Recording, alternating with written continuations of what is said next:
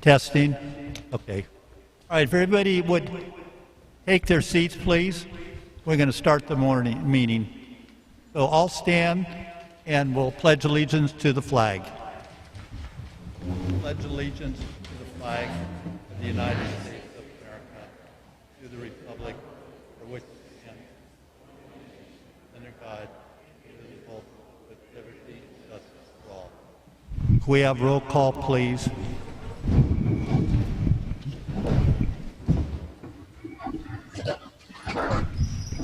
Commissioner Kelly?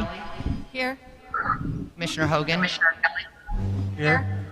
Commissioner London? Commissioner Wilson? Here. Chairman O'Brinovich? Here. All right, I'd like to thank everybody for attending the meeting tonight, the planning commissioners, staff, and applicants. I would like to also point out that Gene Wilson is attending online.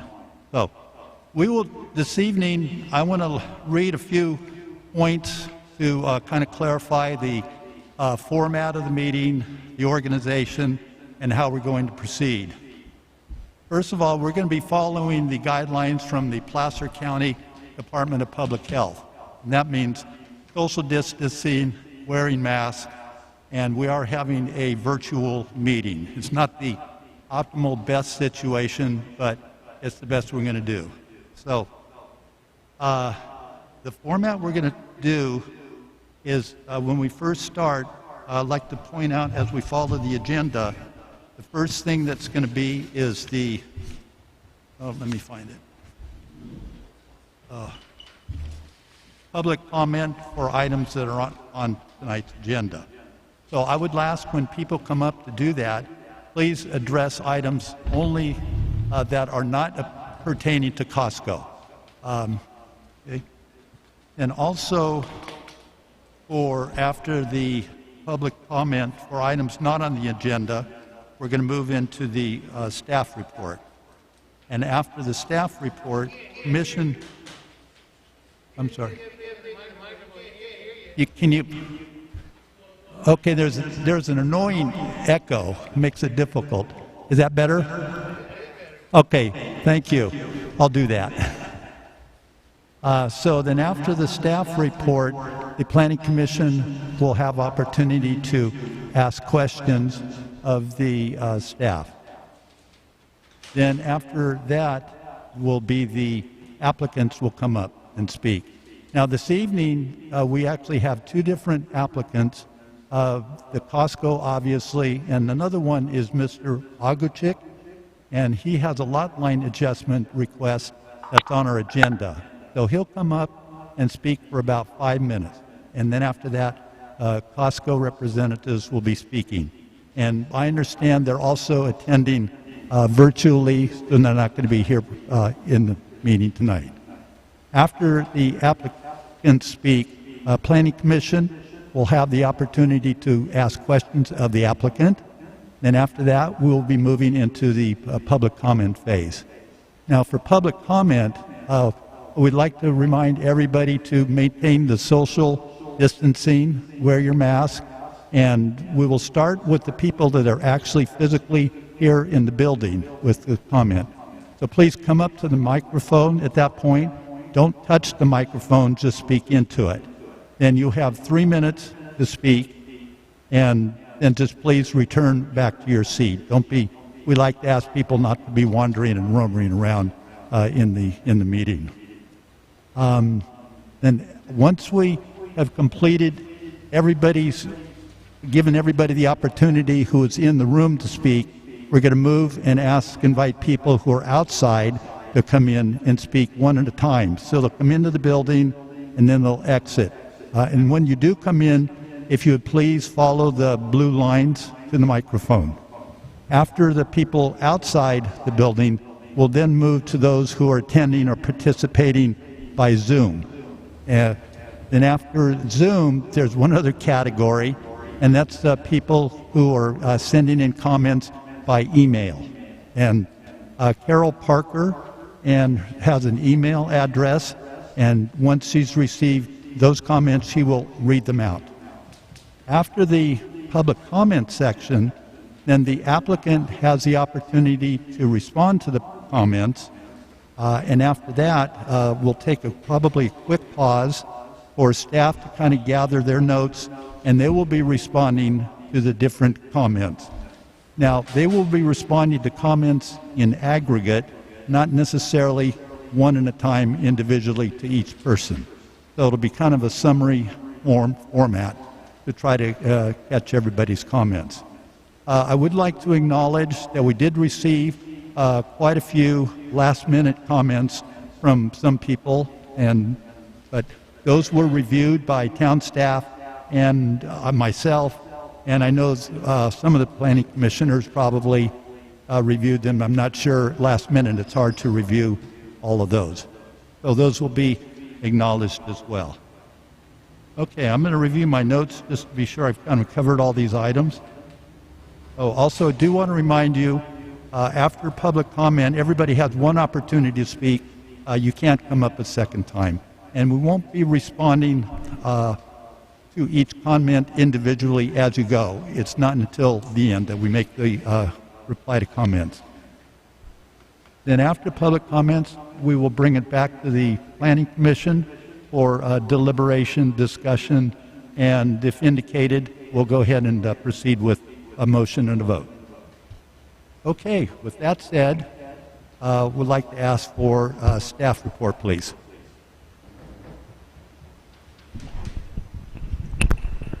Mr. Chairman, before we start the staff report, we need to open up for public comments not on the agenda. Oh, thank you. Okay.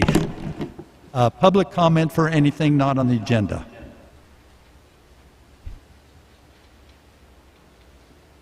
Okay, seeing none, then we'll go ahead and proceed. And actually, we normally adopt the agenda, so we'll just kind of have not a roll call vote, but just an all in favor to adopt tonight's agenda from the Planning Commission. All in favor, say aye. Okay. Aye.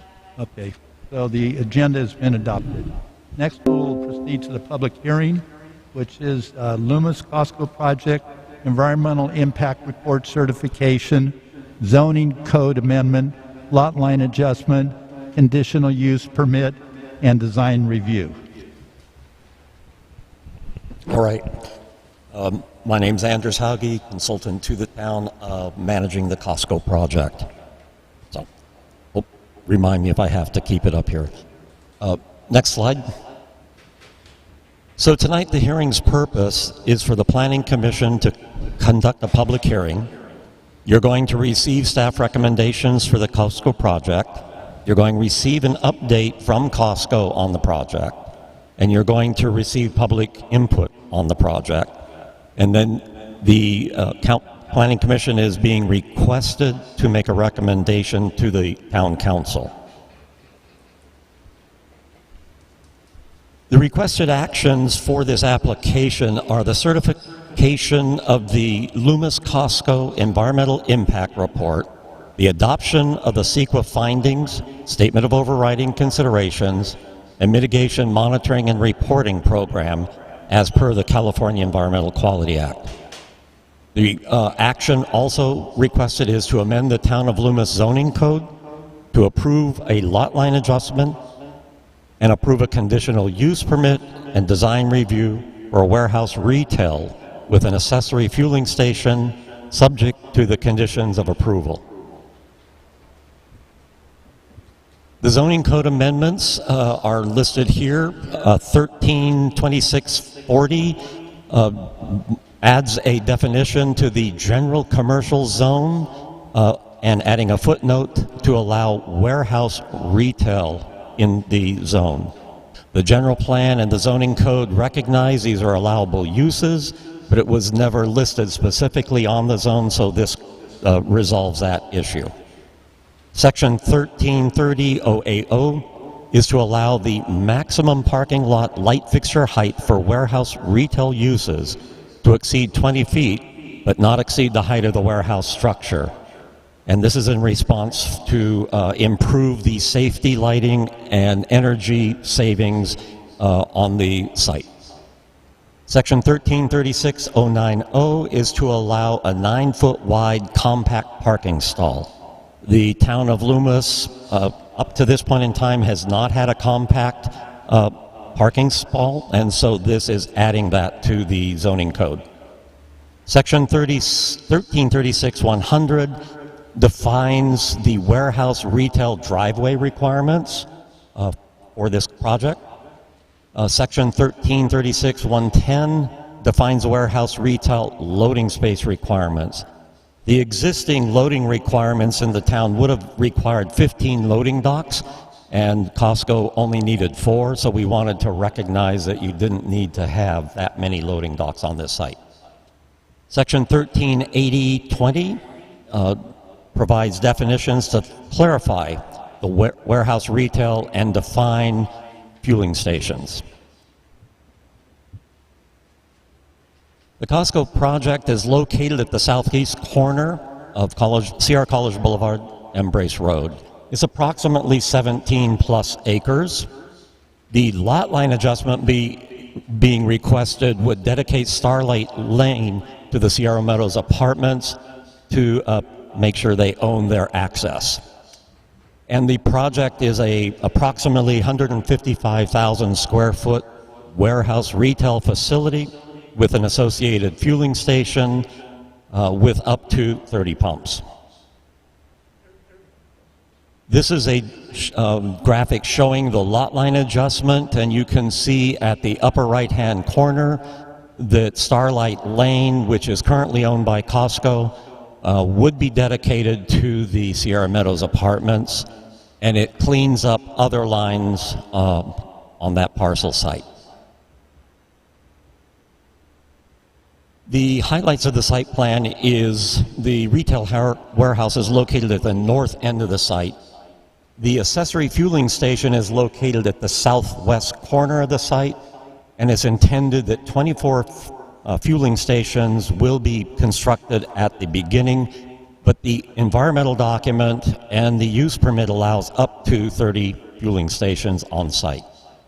There are 781 parking spaces with additional bike racks and motorcycle spaces on the site. The project intends on replacing 63 oak trees on site, and that 255 valley oak and 6 blue oak trees would be planted off-site or with in lieu fees. The access to the Sierra Meadows apartments is unchanged from its existing condition. This is a blow-up of the site plan, and on there you can see that the site plan includes 2 access points on Brace Road. One is a right-in, right-out only, which is at the northwest corner. The other point is an emergency vehicle access, which is locked during operation hours. We had some comments that came up that this could be a future access point. That would require a change in the use permit to make that anything other than an EVA. The site also has a fueling station at the southwest corner side, as we've discussed, and this plan shows in kind of the dark shading the access route for the fuel trucks entering and exiting the site for fueling.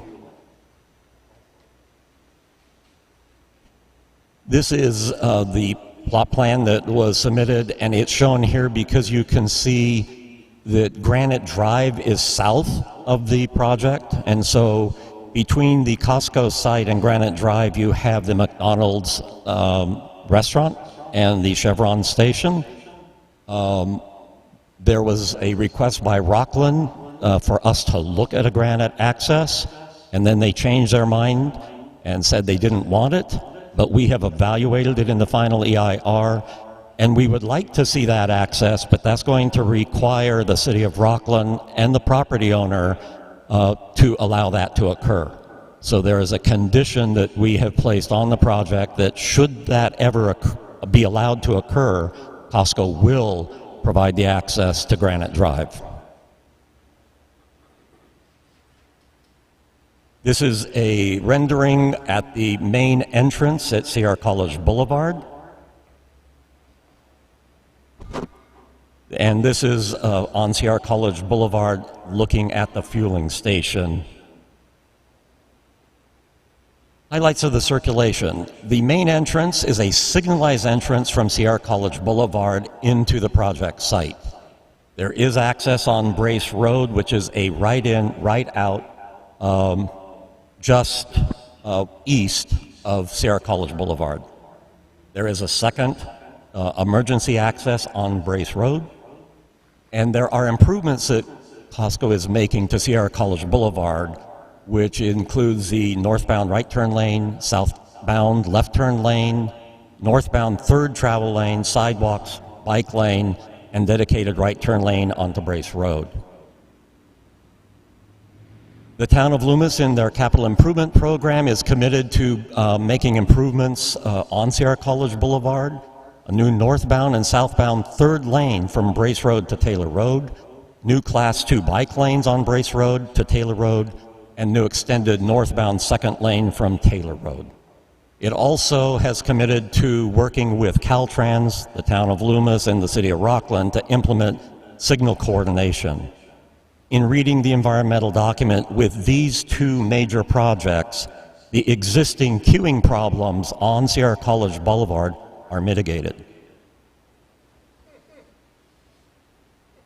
The project history. The application was made March of 2017. Notice of preparation under CEQA was issued in May of 17. There was a draft environmental impact report that circulated in June and July of 2018. There was a public hearing in front of the Planning Commission on June of 2018. The Planning Commission received an update on the project in November of 2019. And a new recirculated draft EIR was circulated between December 20th and February 20th of this year. And the final EIR with the response to comments circulated from June 26th until this evening at 5 p.m. And you are now holding your Planning Commission hearing on this document. One of the things that's been brought up is coordination with agencies, and I want to say that the town of Loomis has gone overboard. We had meetings early on in the process to resolve issues, to confirm our approach to the revised draft EIR, provide draft traffic analysis to those who wanted it.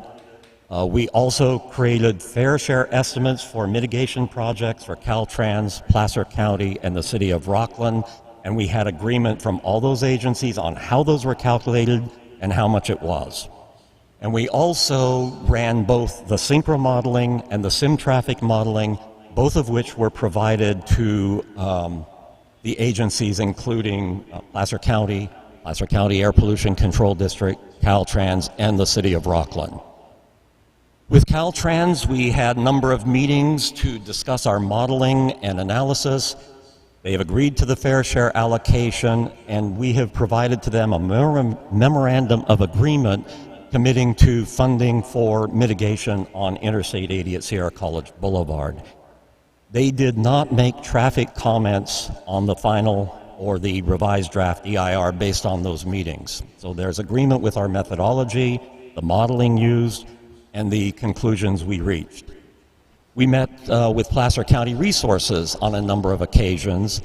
They confirmed the modeling that we used, they agreed to the fair share allocation, and also there's a memorandum of agreement to pay for fair share traffic impact mitigation measures within the county of Placer.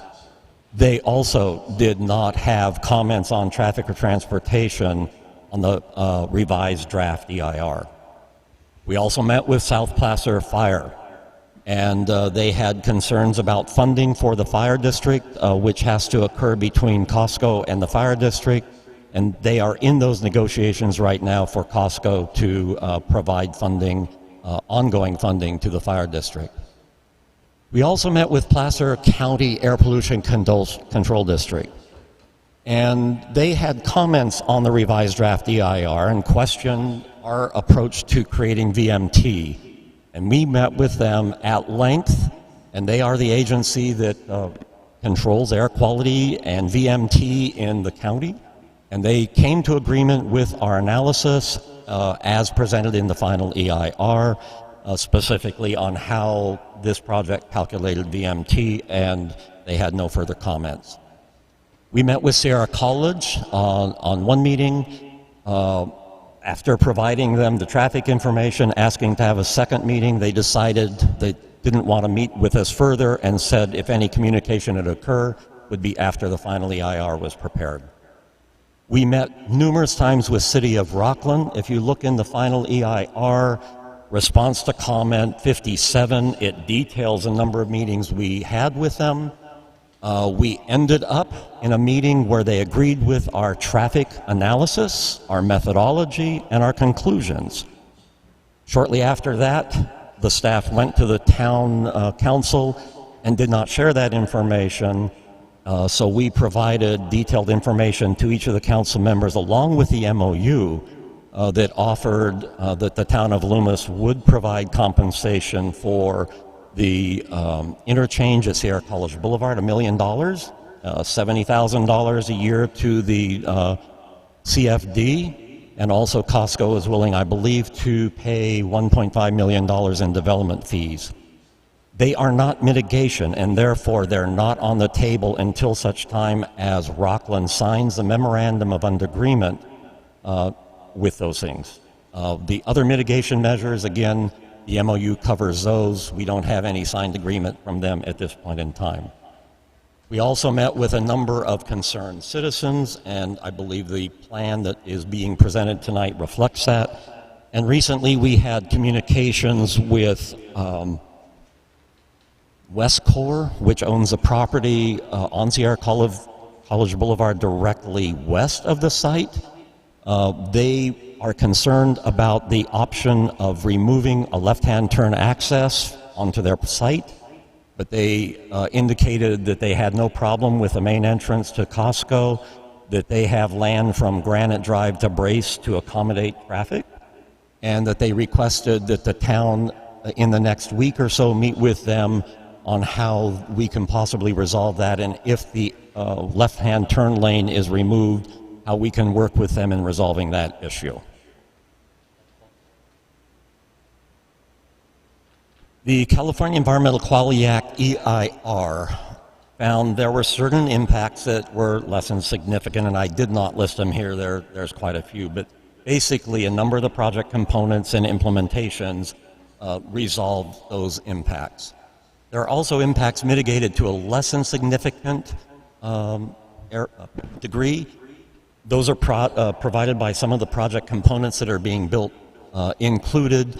There are 18 mitigation measures recommended to be implemented. There are jurisdictional limitations on implementation of the mitigation. We found the mitigation solves all the environmental problems and traffic problems. However, without agreement from Caltrans, Placer County, and the City of Rockland to fund those improvements in their jurisdictions, we cannot claim that those impacts are mitigated. So in this document, you will find there are impacts that are significant and cannot be avoided. And that's only because we don't have agreements. Significant and unavoidable impacts include the biological resources. There's fill of wetlands and waters. There's loss of protected oaks. There's loss of valley oak habitat, loss of habitat for nesting migratory birds, loss and disturbance of habitat for nesting raptors. There's indirect adverse effects on the steelhead fishery, and there's a potential mortality of the western spadefoot toad. Greenhouse gases, the project will generate greenhouse gas emissions, and in coordination with the Air Pollution Control District, there is a new mitigation measure for any gases that are created to be mitigated through a mitigation program. There's also conflict with applicable plans, policy, and regulations regarding GHG, and part of this comes from the changing nature of the whole issue of GHG and vehicle miles traveled as directed by the state at this point in time. Noise is identified that there's exposure of people to the short-term construction noise. And transportation and traffic, there's a degradation of levels of service at some intersections, potential for creation of substantial traffic-related hazards at some locations. Next slide. And then the CEQA requirements looks at cumulative impacts. So there are cumulative impacts on the biological resources, cumulative greenhouse gas impacts, cumulative impacts on short-term plus project intersections operations, cumulative impacts on long-term plus project intersection operations, potential for the creation of substantial traffic-related hazards under cumulative and short-term plus project conditions, and potential for creation of substantial traffic-related hazards under cumulative and long-term predictions. Again, if we have cooperation from Caltrans, the county, and Rockland, these can be addressed.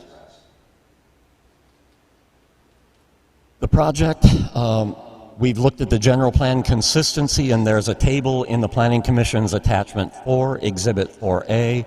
There is also a policy-by-policy evaluation within the EIR, the same chart.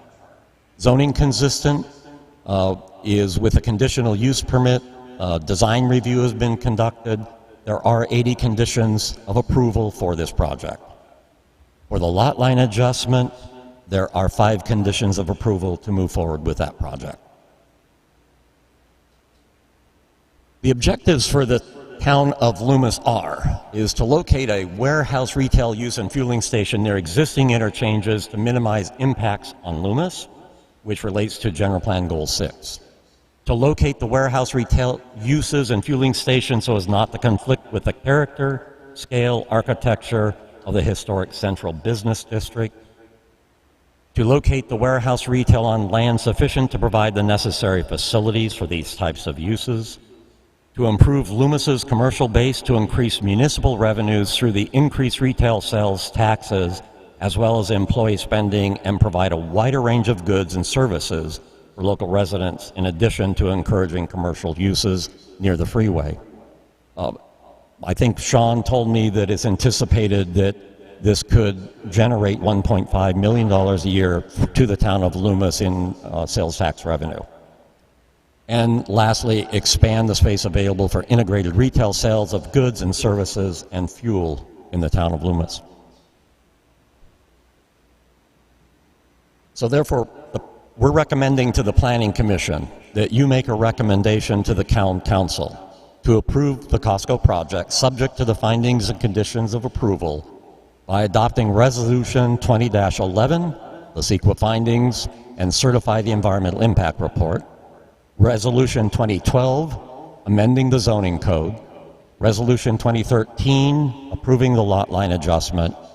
Resolution 2014, approving the warehouse retail conditional use permit and design review. And finally, to adopt the EIR mitigation monitoring and reporting program as part of this project. So at this time, if you have questions of the staff, we're ready to answer those. Okay, thank you very much. At this point, we're going to bring it back to the Planning Commission to ask questions regarding to Mr. Hogg of the staff report.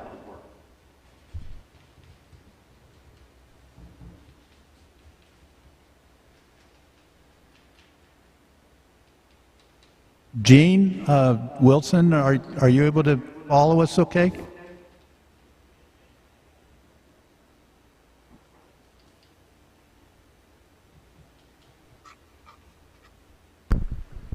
Can you hear me? Yes, Dean, we can. We've heard staff report, and now we're just asking planning commissioners if they have any questions.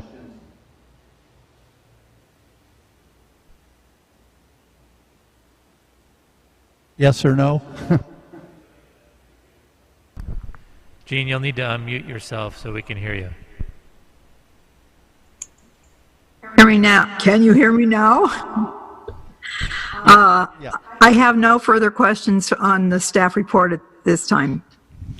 Okay, thank you very much. It's uncommon for the Planning Commission to be this quiet, but we've been looking this over for several years now, and I think we've exhausted the information and review, and we've diligently reviewed this material and have already asked the questions of staff and worked through a lot of these issues. So apparently at this point, we do not have any further questions. So thank you, Commission. So now we're going to bring it to the applicant, The first one is Mr. Augustchut. If you'd come forth. Oh, you wanted, I was advised otherwise, but that's okay. I'm sorry. If you don't mind holding up, we're going to listen to Costco first. Okay, we'll invite the Costco applicant to please make your presentation. Can you hear me? Yes, we can. We've got it. Perfect. Good evening, Chairman Obranovich and the members of the Loomis Planning Commission. My name is Michael Okuma. I'm the Director of Real Estate Development for Costco Wholesale. First, I want to thank you very much for allowing me this opportunity to present to you online. The first time I met with the Planning Commission was back in the summer of 2018. Since then, the town and your consultants have conducted an exhaustive studies that have analyzed this project thoroughly. Since the start of the project, we have had several neighborhood meetings. The town has had countless number of meetings with the City of Rockland, the county, Caltrans, and other agencies so they can understand and better address their concerns. The staff and their consultants have done a great job on the preparation of the CIR. We have made numerous changes to the project to address the concerns from our neighbors and from the results of the studies. I'd like to present some of these changes that we've incorporated into the site. First, along the east side of the project, we've added more and larger trees within the deep landscape setback we're proposing against the existing residences. We are also protecting more of the healthy trees while infilling with additional oak trees.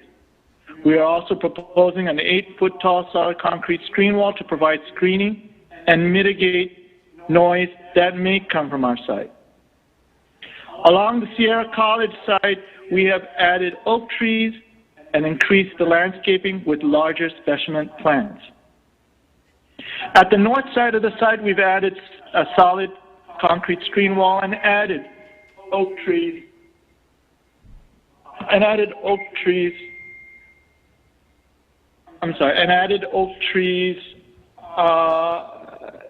with additional landscaping. In the parking lot, we have reduced the height of the parking lot lighting from 36 feet, which we originally proposed, down to 28 feet at the perimeter adjacent to the residences. We have also adjusted some of our standard 10-foot wide parking stalls to 9-foot. By doing this, we were able to protect more of the existing trees and accommodate a larger water quality ponds within the parking lot while still meeting the parking code of the town. We've also added motorcycle and bicycle parking to the overall parking mix now.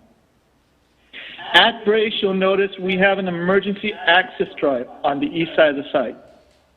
The intent of this access is to be used only by emergency vehicles during emergency and will be closed to the public for the rest of the time. At Sierra College, we've added a new northbound right turn lane onto Brace. We've also added a new northbound right turn lane on Sierra College into the Costco signalized driveway. In addition, we've adjusted the gas station so we can increase the queue capacity that serves the fuel station. Next slide, please. We've also made some changes to the building design based on the comments we received. The building design incorporates masonry and ribbed metal panels, which references back to the materials used in the packing houses in town. With the use of recycled metal, this adds to the sustainability design elements that we've incorporated into this project, which also includes the LED lighting for the parking lot and the building, drip landscape irrigation, drought-resistant landscaping, low water fixture uses, to name a few. As you can see, we've incorporated the signage into the overall architecture of the building. The building elevation is our reinterpretation of the old packing houses in Loomis. Next slide, please. We've added trellises on the east and north elevation. This will break up the massing at these long elevations. We've also introduced landscaping along adjacent to the south side of the building, which will soften the look of this wall. Members walking next to this elevation will have a cooler, nicer journey to the front door under trees and next to landscaping. The staff has taken a lot of care to reach out, listen, and address the Loomis residences, and we've addressed those concerns into our design. We believe we have a better design today because of all of these meetings and the comments we received from the public. This will be a great project for the town, Loomis. I respectfully request that you approve our project tonight. Next page. This concludes my presentation. I'll be happy to address any questions you may have. Thank you. Thank you very much. Now we're going to bring it to the Planning Commission if they have any questions of the applicant. You can go ahead, Bonnie. You got to speak right straight into the. Hear me okay? Right.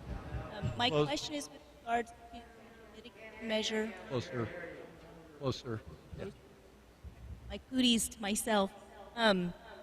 My question is with regards to the mitigation measure, biologic 1, and that would be potential of 7.96 conservation easement of Valley Oak preservation.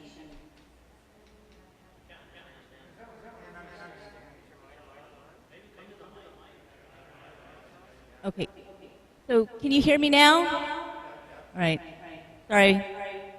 My question is with regards to the mitigation measure with the biological 1, and that is with the 7.96 preservation of Valley Oak easement conservation. My question is if it's possible to work with town staff to identify possible sites that might be used for open space and community access.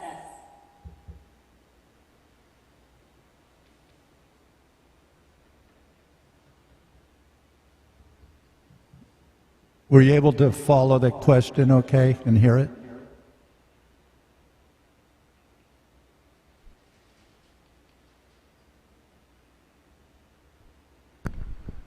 Michael Akuma, I believe that's a question for you. Sorry, it broke up. I'm so sorry. Could you repeat one more time? It broke up on my line. Let me try this because I think Bonnie's having a hard. Louder. Oh, get it down here. I'm sorry. There we go. Have to do the same thing. So the question, Michael, was under the bio mitigation measure 1 regarding the 7.9 acres of oak woodland. Is Costco willing to work with the town to identify sites that also would provide for recreation? Yes, we can work with the town to identify the sites within the town. That answered Bonnie's question. More? So the 13-foot sound wall with the apartments, is that just along the western boundary, or does it go along the entire perimeter? The sound wall, or the screen wall, sound wall, the wall that we're proposing varies. Along the east side, or the residential side of the site, that portion of the site is a bit higher. It's raised in elevation to about 3 feet average. We're proposing to put a 8-foot tall solid wall on that side. We came up with that proposal on a neighborhood meeting. Basically, the concern was they didn't want a huge wall, plus there are existing trees that are along the east side of the site, and they wanted one to have the ability to protect those trees in place. The wall that we're proposing on the north side is a bit higher to allow for more screening, and that was design or dimension that we had discussed and came up with at the same neighborhood meeting. And then, of course, along Sierra College, there's no wall at all. With the apartments, is it 8 foot or 13 feet? I believe we're proposing about a 13-foot tall wall along the north, adjacent to the apartments.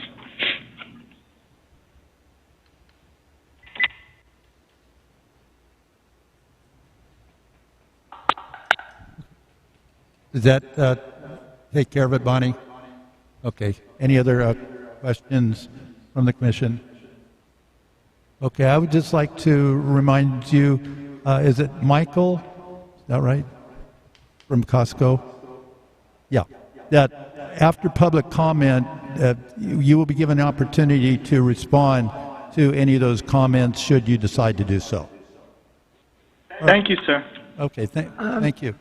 All right, next we'd like to bring up Mr. Alsachik again. I had some questions. Can you hear me? I'm sorry. Go ahead, Jean. Okay, Jean Wilson, Planning Commissioner. I appreciate a lot of the changes that I found when I read the final EIR, and I do appreciate those. Some things I hadn't even thought of and were good ideas. I especially appreciate the change to not have nighttime deliveries along the apartments. Thank you for that. And I was especially pleased at the emergency only access for the one that's in the Starlight Lane area next to Hunter's. That was of particular concern to me and the effect on the neighbor across the street, as well as the kind of traffic. So I thank you very much for that. I do have two, I think, quick questions. One is related to lighting after closing. It's my understanding that the parking lot lights, at least some or most, will be off after closing and employees leave. And still there will be security lighting and some parking lot lighting. Can you give us an idea of what parking lot lighting will still be on? So that's one question. The second one is, again, out of concern for the neighbors. There's the tire center and the noise. I understand now that the doors will be kept closed as much as possible, but I've also heard of the possibility that there is sometimes available quieter equipment. And I wondered if you could tell us something about that and whether that will be used at this particular Costco. Thank you. To address your first question, the lights, the parking lot lights themselves will be turned, will remain on for about an hour after the warehouse closes, to allow members to, after the warehouse is closed, members will be inside and they will, it'll take time to leave, so we typically leave them on an hour after. After that point to sunrise, we start turning off the lights, mainly at the perimeter. We will leave the lights on closer to the building to provide the security for the employees. So the lights along the perimeter typically will be turned off, and of course there'll be some security lights at the fuel station, just to provide. It'll be a lower amount of light, but just enough to provide security, so there's not any vandalism or hanky-panky that happens at the fuel station. Then the second question was with the tire center. A couple things about the tire center. We've done quite a bit of analysis there, and we're confident with the current distance. One, the distance adjacent to the tire center next to the residences or apartments is far enough away, plus with the addition of a screen wall, sound wall of the perimeter, we don't expect there to be any disturbance or sounds that would disturb the neighbors adjacent to the tire center. We are proposing to use, we have a new quieter ratchet that we will be proposing to use at this facility. So we believe that given the design of the site, the location of the tire center, and the quieter ratchet, that there shouldn't be any problems with the adjacent residences. And keep in mind, the tire center is only going to be open during the day when the warehouse is open. So there'll be no noise at night because of that. Hopefully that answers your question. Thank you. Thank you. Okay. Thank you, Gene. All right, I think that wraps it up for the Planning Commission. So we'll move back to Mr. Alkachek again, please. This time for sure. If you please just state your name. My name is Robert Gushchik. My family and I have lived in Loomis for over 20 years. You'll have to speak closer into the microphone. We can't hear you. My family and I have lived in Loomis for over 22 years. We own the apartments on Brace Road. I believe that echo is terrible. Yeah. I believe the EIR has not sufficiently addressed the negative impacts of restricting our access, traffic, sound walls, parking, noise, vibration, lights, and misrepresented a lot line agreement that was entered into between our family and Costco. The right-out restriction will effectively close the entrance. Is there anything you can do about this echo? It's ridiculous. The right-out restriction will effectively close the entrance to apartment traffic. It would force apartment traffic back through the parking lot, through an alleyway behind the apartments, and create two-way traffic on Starlight Lane. Starlight Lane is not wide enough to handle that. Our parking lot is designed for one-way flow coming in Starlight Lane and leaving through the west entrance. Reversing that flow would be unsafe and crippling to our already tight parking lot and access. The convergence of three entrances on the west side is unsafe and could lead to loss of street parking due to safety concerns. The apartments were constructed in 1962 and consist of 28 two-bedroom units housing approximately 80 residents. The apartments have a total of 30 on-site parking spaces, including 6 on Starlight Lane. The apartments rely heavily on street parking on Brace Road. The current Loomis Municipal Code would require 65 parking spaces to build the apartments today.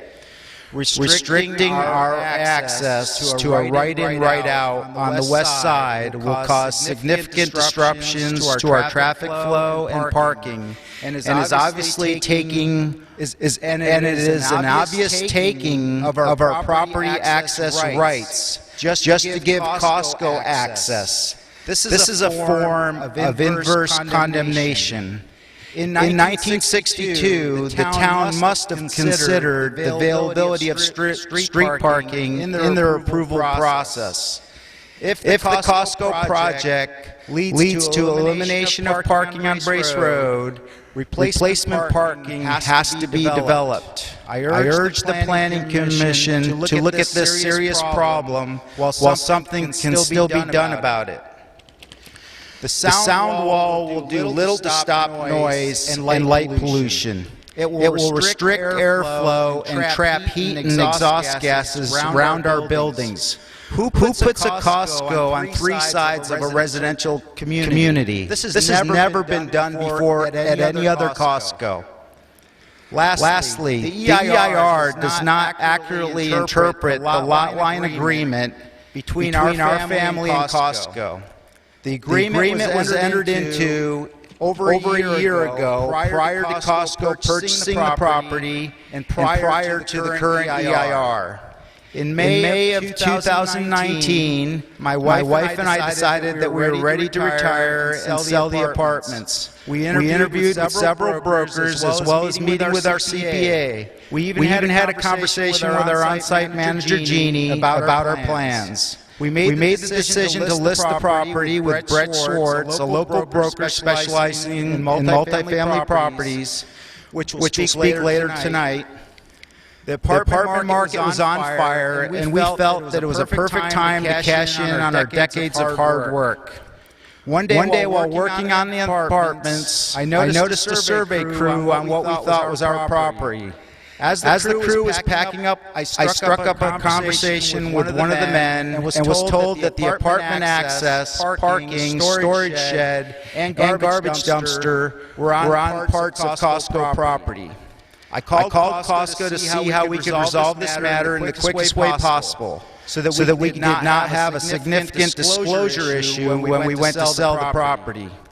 This is when Costco proposed doing a lot line adjustment. Maybe turn that off. It might be better. This is when Costco proposed doing a lot line adjustment agreement, deeding the property to us as soon as they purchased the property. The time frame was supposed to be several months at the most. We entered into the agreement with Costco and put our selling plans on hold. It has now been over a year since Costco purchased the property. Mr. Akacek? Yeah. I just wanted to remind you we had a 5-minute limit. I know, but with this echo, I can't speak. I can't. So if you just wait till the wrap echo it up, clears. another 30 seconds, please. Thank you. Sorry. It has been over a year since Costco purchased the property. The purchase triggered the obligation for Costco to perform the agreement.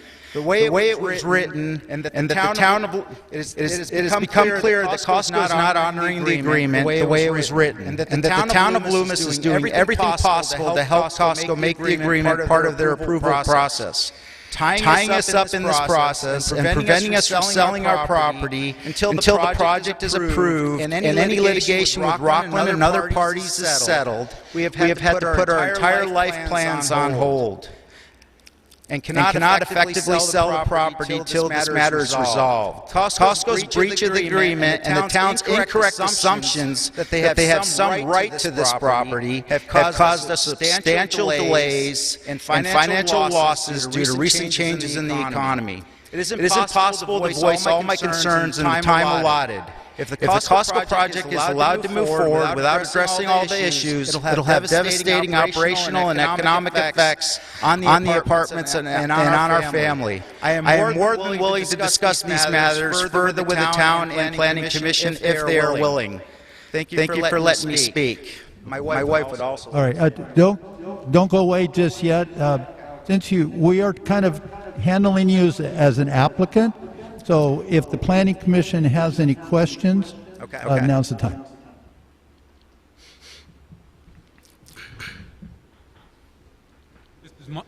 This is Mike Hogan, Planning Commissioner. Hi, Mike. So as I understand this, you've been using this access, but it was not actually your property? Correct. Okay, and that's been going on since 1962? Yes. Okay, and Costco is willing to give you that property now? Yes. Deed it to you? Yes. Okay. So someone else has been paying the taxes on this parcel? You didn't double up and pay your portion of the taxes on that? You can. What's that? We didn't.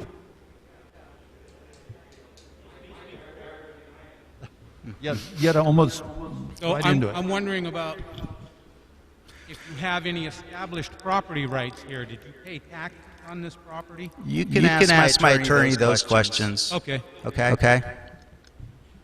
All right. Any other questions? Jean?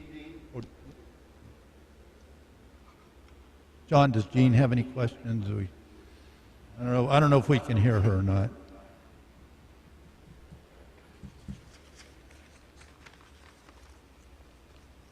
questions. No? No. Okay, thank you, Gene. Thank you, Mr. Architect. Okay, just to remind everybody, the public portion of this hearing is open, so we are now open to public comment. Would like to remind everybody there is a 3-minute limit. Off to your left, there's a little, there's some lights right where Brett is sitting. It'll be green while you're speaking, and at about 30 seconds, is that right, it turns yellow. And then when it's red, your time's up. I really would like to encourage everybody to respect this process because it affects everybody. Okay, public comment. Sir, public comment. You could come up and ask your question as public comment. We don't ask questions like that. No, I'm sorry. That's just our format. Very formal.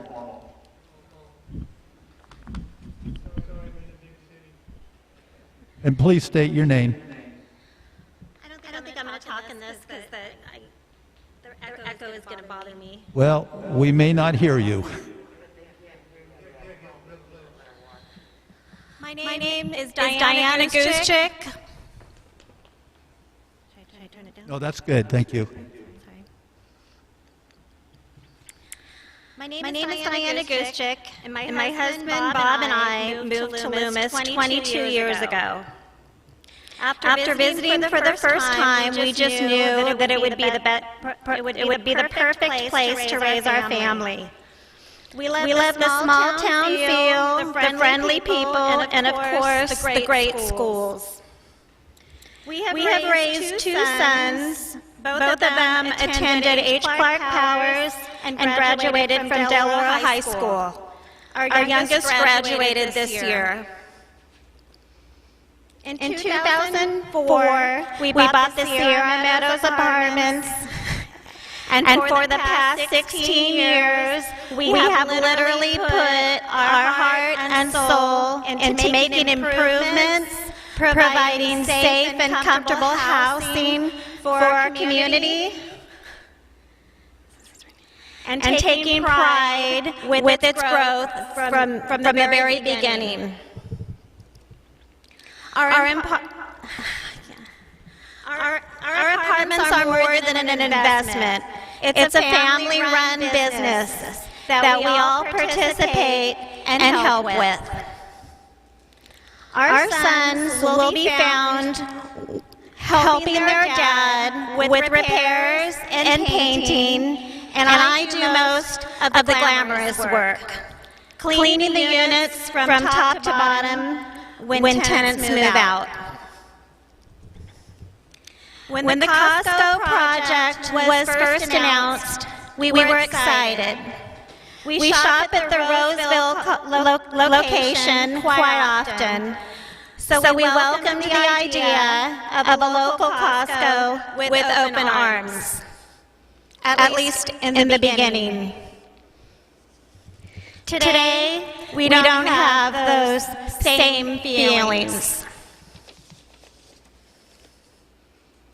We never thought that our apartments would be surrounded by 3 large sound walls like a prison. This has never been done before. For the past 2 years, there is not a day that goes by when my husband is not thinking or talking about the Costco project.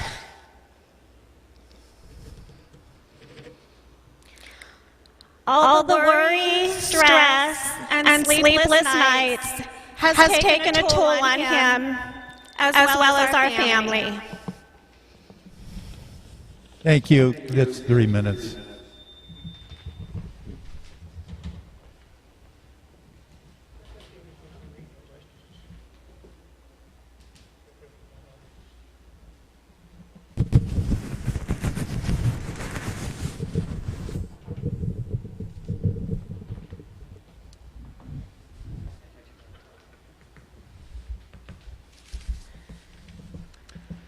Hello. My name is Pam Blake. The first thing I want to say is Michael, who I believe lives in LA, should have been here in person. This is very important, and he can't make the trip up here for the final Loomis Planning Commission. Now, I met him. He sent out notices to the neighbors around the site. I don't live anywhere near that, but I did show up. And in his talk, he kept saying, I know where my customers are. He said it 4, 5, 6 times. So the first thing I asked him was, how many customers are in Loomis? He said he did not know. So I said, well, the next time I show up, I'm going to ask you again. So I'd like to know from Michael, who is somewhere far, far away, how many customers are in Loomis? Now, I have to agree with everything that Robert and his wife said about the apartments he owns. The traffic is already very bad. And I know we'll get the tax dollars because it's on our side of Sierra College. But the traffic is going to be even more horrendous. And I couldn't read the plan and stuff, but you're talking 24 pumps up to 30 pumps. How many lanes is that going to be with how many pumps? I mean, you've got the standard gas station, you've got the AM, PM. They don't have anywhere near this amount of pumps. So I'd like that to be, addressed, because you got the warehouse, so you got the people coming in to buy, but then you also got additional traffic coming in just to get some gas. So I would like Michael to tell me how many customers there are and answer the questions about the fuel pumps, because you have the air report and stuff. This isn't good. This isn't good. I'm so glad I don't live over there, but I do feel for them. Thank you.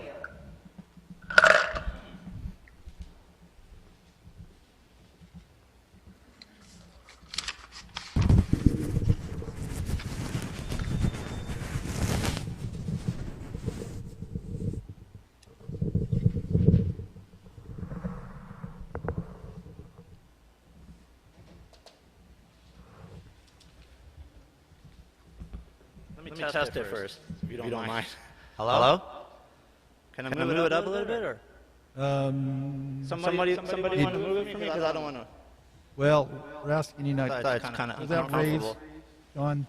Does that go up any higher? I don't know.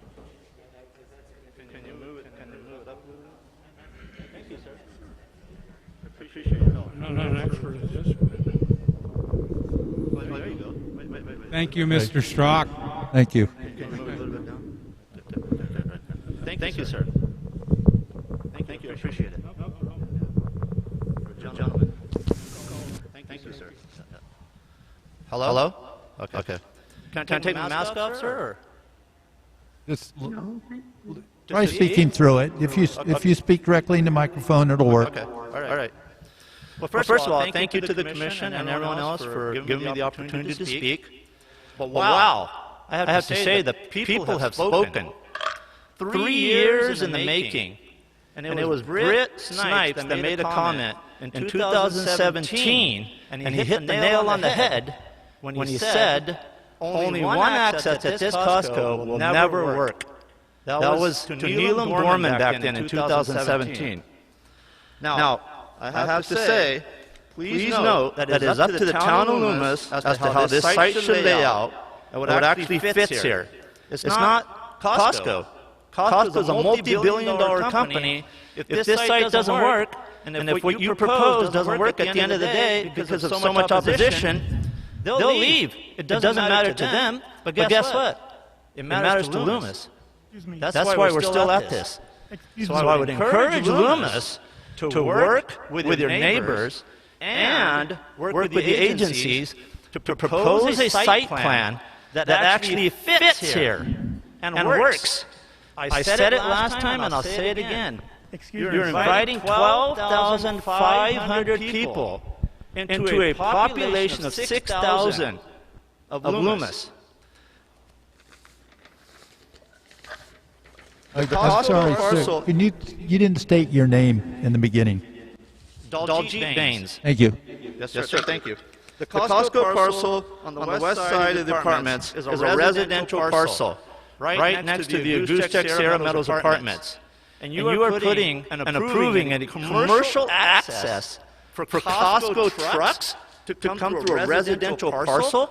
So is that a new precedent for Loomis? That they're going to allow commercial Costco trucks to come through a residential parcel? And that's the case for the east side of the apartments as well. That whole side, that whole strip, you guys know it's a residential strip. That's why Starlight Lane was there.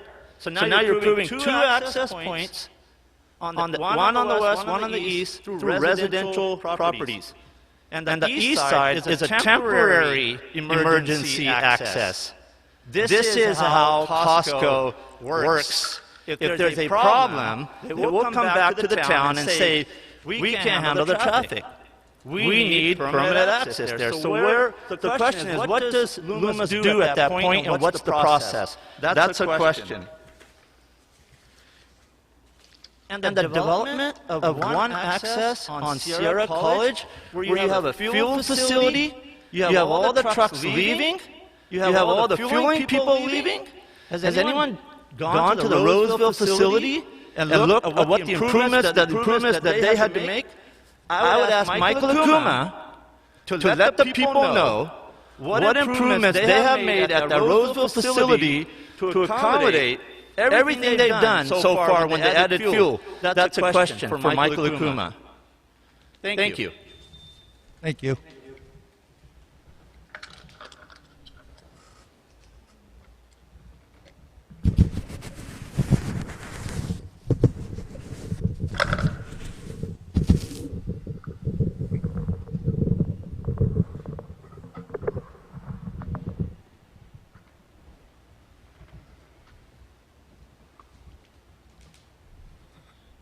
My name is Richard Jackson. I live in Loomis, right behind the Costco project. I put out petitions and had over 200 people sign it about not putting any traffic into our residential area off of Brace Road. Now I hear Costco say, oh, we're only going to use the entrance with the gated. It's going to be gated, no traffic through there. But yet I still hear the Loomis people saying, well, all we need is a little meeting, and we can open that up. Well, we're not opening that up. In fact, we don't even want a turn in, a right in, a right out on Brace for their trucks. They can put them trucks somewhere else. This is a residential area. It's not zoned for commercial traffic. Now, all these people that are probably going to use Costco still don't want the traffic going in and out of their streets. In fact, if you put a right out on the other side of the apartments, they're going to come down. They're going to look at that road. They're going to go, where in the heck am I at? We're on a country road. Well, we got to turn around. So now we're going to go down into the residence, turn around, trucks, everything. Big cars, little cars. Because people don't want to go that way. They want to go back out onto the freeway because they don't live here. But yet, you guys keep talking like, we got this covered. We don't have anything covered. I got signatures and witnesses that say we don't want it. A lot of them. So if you guys want to stay in office, go for it. We have a voting power around here. And another thing, these are supposed to be read out loud so the people at home that didn't come down here because they're afraid of the COVID thing, they would know this. I don't have to read mine. I should have somebody from the city reading it to all these people out here in TV land. That was what was on your proposal when we wrote this up. It's down at the bottom. Make it so we can present this message to the people at home. But I don't hear anybody reading my comment, a friend of mine's comment, or anybody else's comment. So I'm still holding. I don't want traffic from Costco on Brace Road.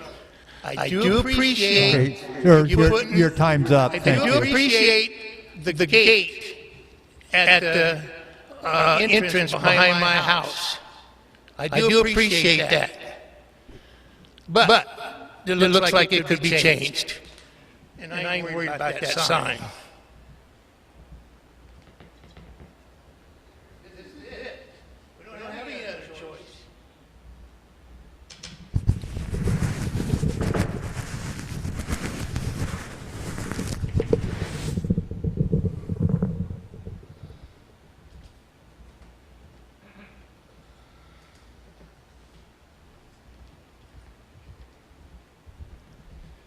Hello, everybody. My name is Brett Swartz, and I'm a commercial real estate broker here in Roseville, Sacramento. I'm actually a 37-year resident in Placer County. Went to Rothman High School. Had the pleasure of playing Deloro and having cousins and family growing up. I always have a love and respect for Loomis and the town and the small town feel, and just have a lot of friends and family that live here. My family and I live in Roseville with 5 kids, and I've had the pleasure and honor of serving and working with the Acoustics with their apartment complex over the years. And what I can say is they've been humble, hardworking, and on-site property owners of themselves, which is hard to find in today's apartment world, where a lot of managers are detached from their apartments. But for over 16 years, I can attest to their blood, sweat, and tears they put into serving their residents and trying to make it a safe, affordable, and a pleasurable place to live. And I can't think that Loomis wants to be a part of something where they're going to surround the apartment complexes instead of making it more safe, affordable, and a desirable place to live. California residents are facing a housing crisis, and to find affordable housing is very expensive. So to not make this right by making it fair for the Acoustics and their residents, I think would be a tragedy and something that the town of Loomis would come to regret. And I just hope that you can make the right decision. As a part of that, I've seen the process with the Acoustics and the timing of them trying to sell the property. So we were talking about selling the property years ago, but as we started down the process, everything has become delayed. And that has hurt the ability for them to sell. And now they're faced with the COVID-19 marketplace, which has turned everything upside down. And now with Costco here, and the delay is hurting their opportunity to sell at a price, which is hurting their retirement. So I hope that the town of Loomis would consider this, and Costco would too, to make it right for the Acoustics and to take care of somebody who's been taking care of residents here in Loomis for over 16 years. Thanks.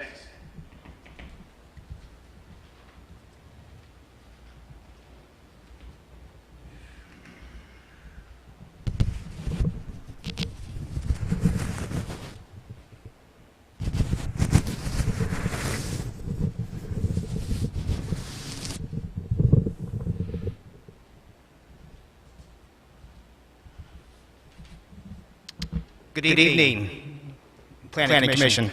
My name is Adam Narani. I live in Loomis. I know many of you through my connection with Homewood Building Supply. Most of you may recall my dad started in Homewood and purchased the property and went through the development process about, leading up through 2010.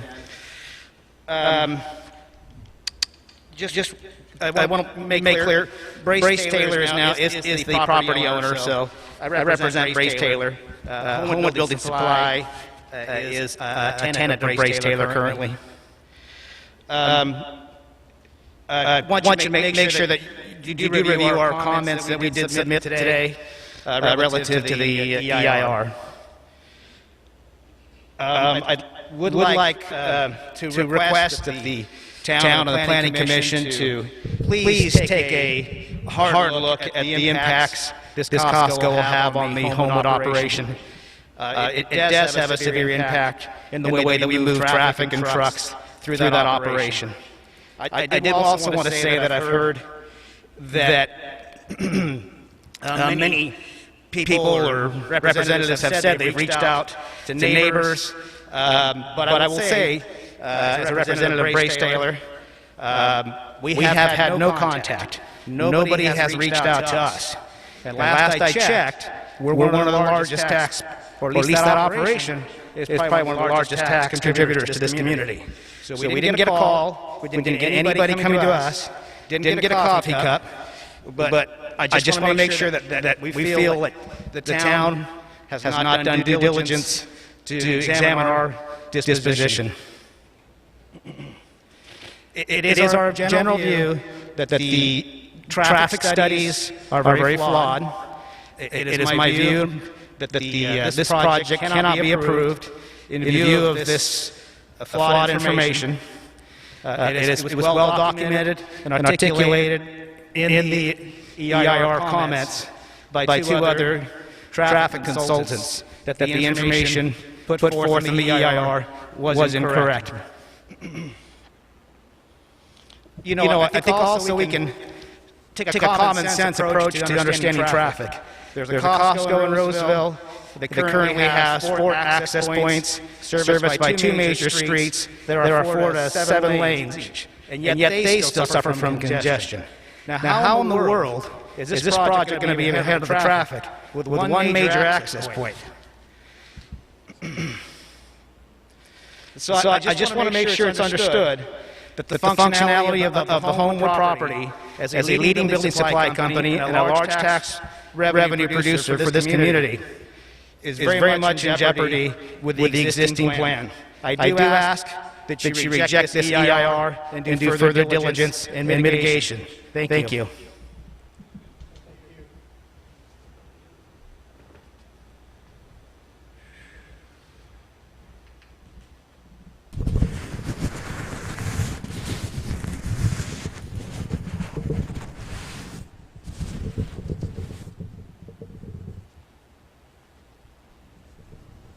Okay, is there anybody inside the building that wants to come up for public comment?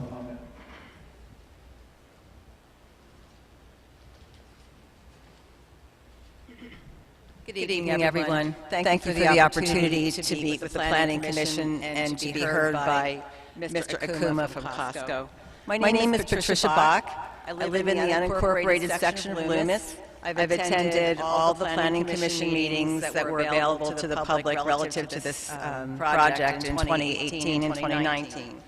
I want to go on record saying that I've been a long-time Costco customer and I love Costco. The one thing I don't love, as someone who lives 3.5 miles from the potential location of the new Costco, is 11,000 or 12,000 cars a day trying to traverse Sierra College Boulevard, which will impact the small country roads that feed into the larger roads. I've discussed this and made this point previously.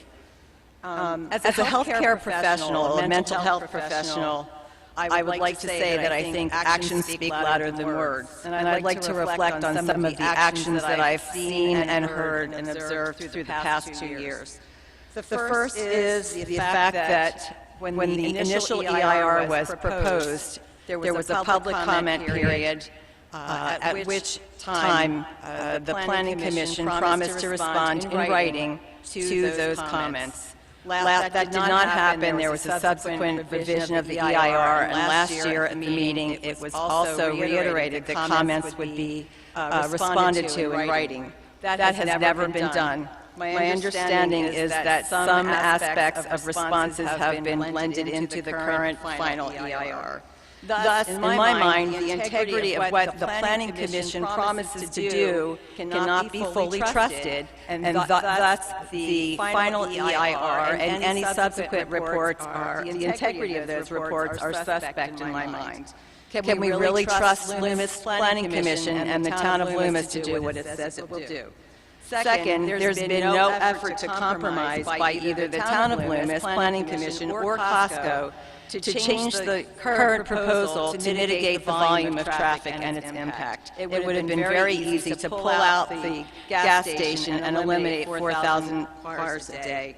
I find that very disappointing. I think in the current climate, we all would agree that compromise to engage in a win-win situation would be the opportunity that we would seek.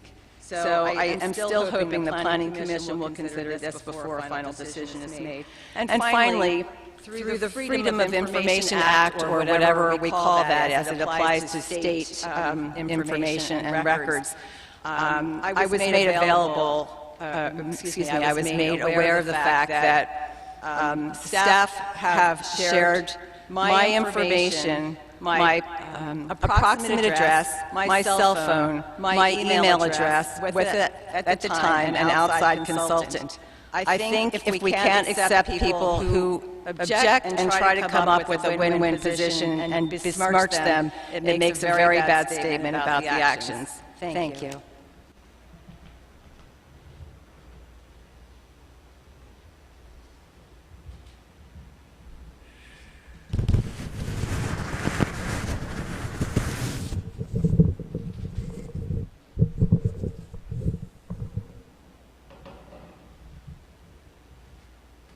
Anybody else inside the building, please? Okay, I think seeing none, is there anybody outside?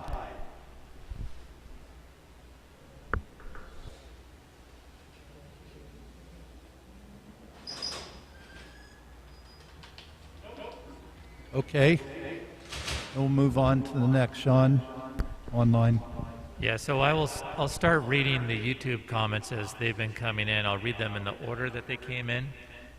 Even though they came in through YouTube as a typed comment, they still are restricted to 3 minutes. So Britt's going to be timing me as I read the comments per individual person. First one that we got was from Thomas Savage, who asked, will the oak woodland, wetlands, and other habitat and wildlife unavoidable impacts be mitigated for within Loomis? If not, can they be? And that's a question towards the planning department.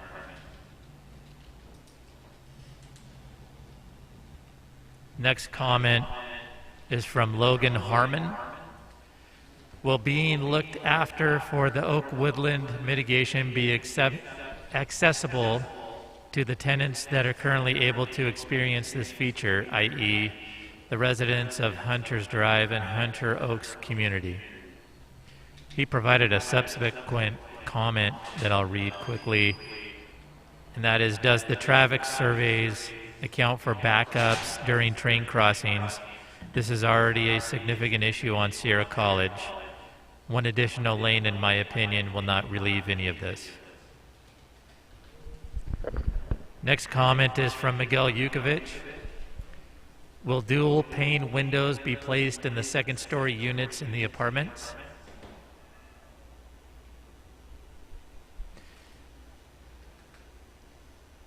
And then we have several comments from Victoria Koberlein, Koberlein. Brace Road is not suited for heavy traffic, yet Costco will inevitably increase traffic along Brace Road. What improvements will be made to Brace Road? The right-in, right-out will inevitably result in cars utilizing residential neighborhoods on Hunters Drive, Hunters Oaks, and Brace Ranch to turn around and return to Sierra College Boulevard. Will anything be done to mitigate the amount of traffic that will be utilizing our streets to turn around? A gate, speed bumps, some type of enforcement and against non-local traffic. We already see lost souls We already see lost souls speeding down our street on Hunters and using the cul-de-sac to turn around. Costco, right in, right out, will only increase the flow of traffic in our neighborhoods. This increase in traffic will also potentially make it difficult for those on Hunters Drive to make a left turn on Brace. What will be done to mitigate this? That's the end of her comments. The last one that I see so far, second to last actually, Mandy Haskins. There is a sign in front of Homewood that says they are moving to Rockland with Meeks. Please ask about that. A question from Sonia Coupler.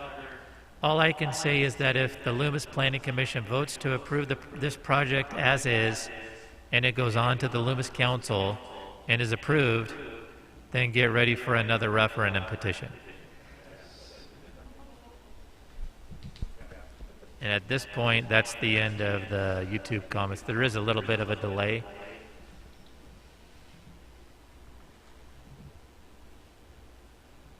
But it doesn't look like we have any more. Okay, next, Harold, are there any email comments? There are no emails at this time. Okay. And I think that's, we'll be closing public comment.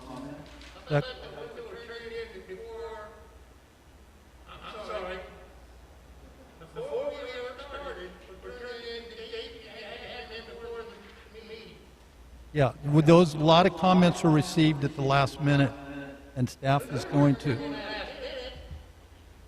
Okay, sir, we're going to close public comment, and we're going to move the meeting forward. Okay. So I believe staff wanted a brief recess to kind of consolidate some of the comments, and then we'll come back and they'll respond to comments. So we'll take 10 minutes. Thank you.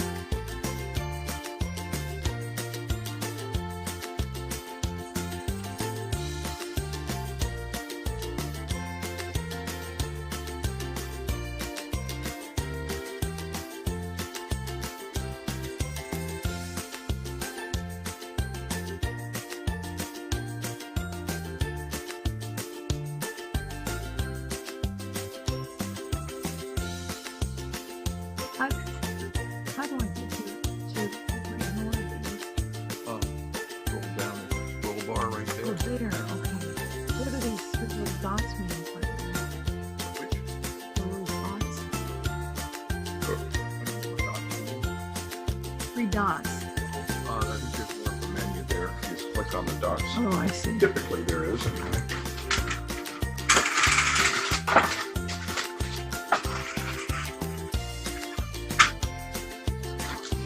Well, I hope they didn't dismiss while I was out of the room.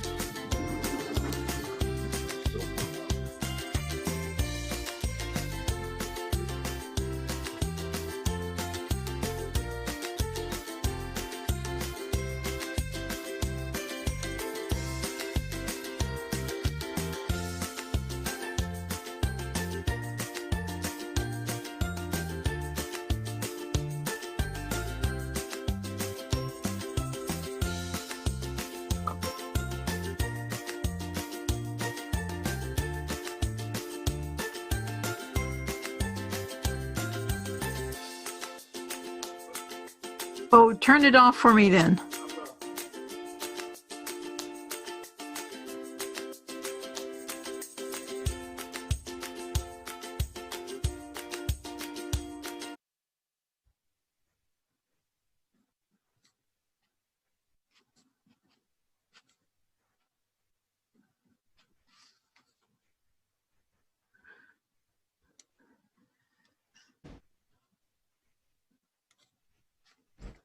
Okay, we're going to resume the meeting in about another minute.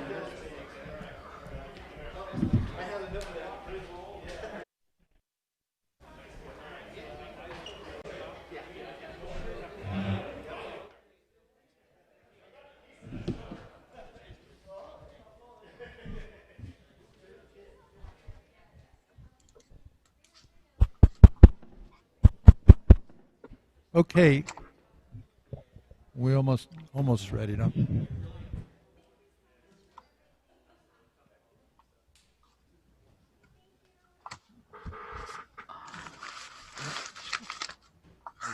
Oh, wait.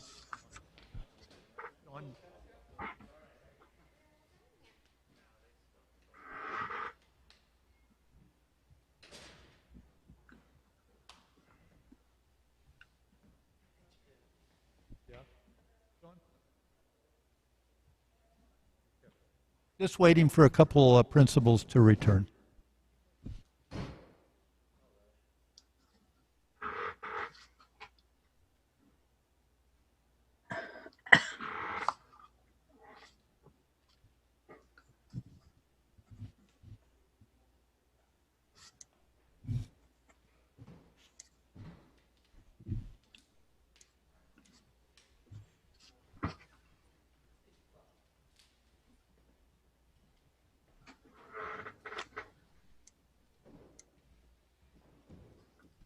Okay, I believe everybody's back, so we're going to bring the meeting back to order. And I think we'll start, the next is response to public comment. And I'll start off with Costco. So Mike, if you are still with us, did you have any response to the public comment?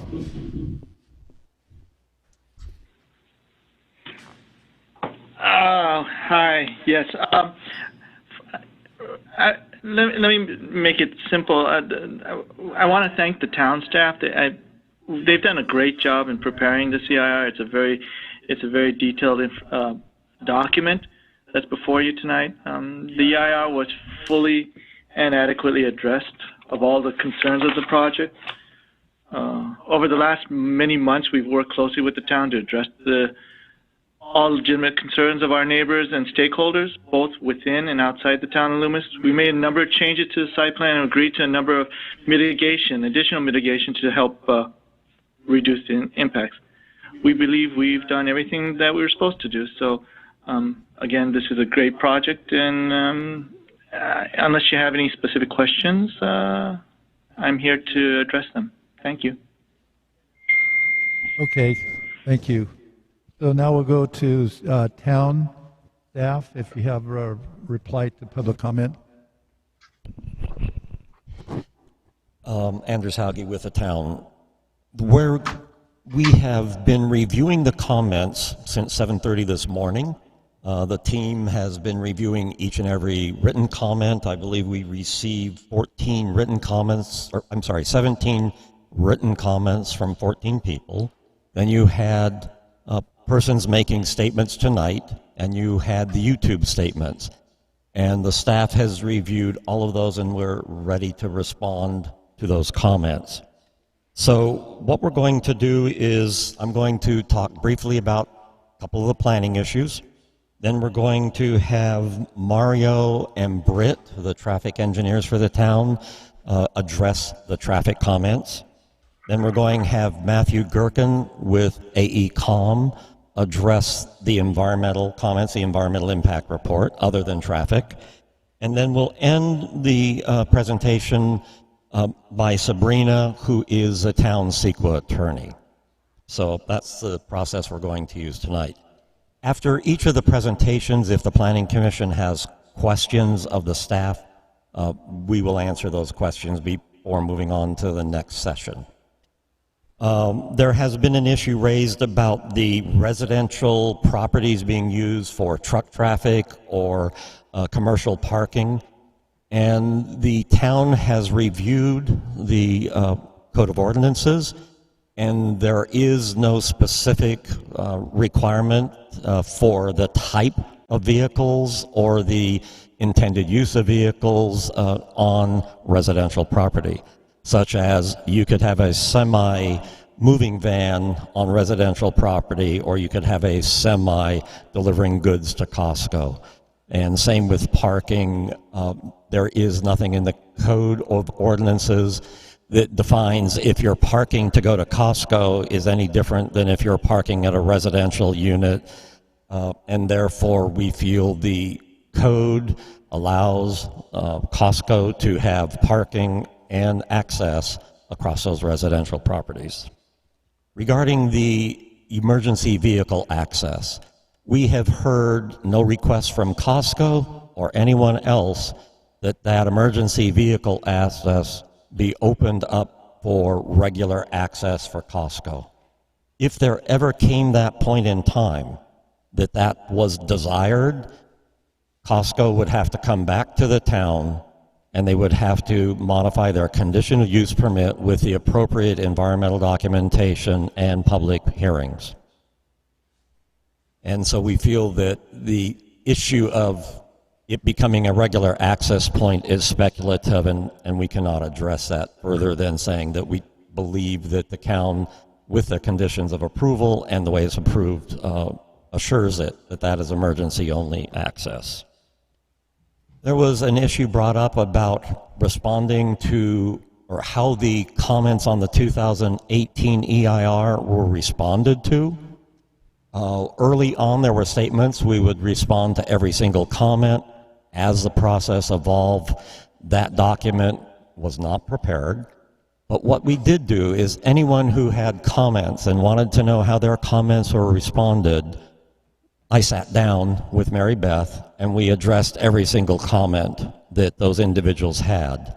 And recently someone called and asked for that list, and they were offered to also have me sit down with them and answer every comment.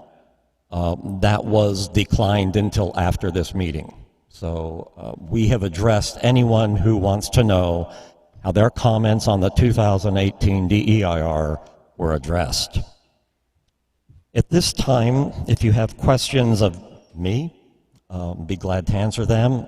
If not, I'm going to turn this over to Britt and Mario to talk about the traffic. Okay, you offered for a question. The Commission have any questions of Andrus at this point? Jean?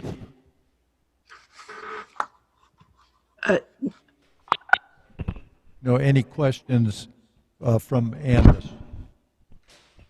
No. Yeah, Anders, I had one. These sound walls at the apartment buildings, they're not required by sound?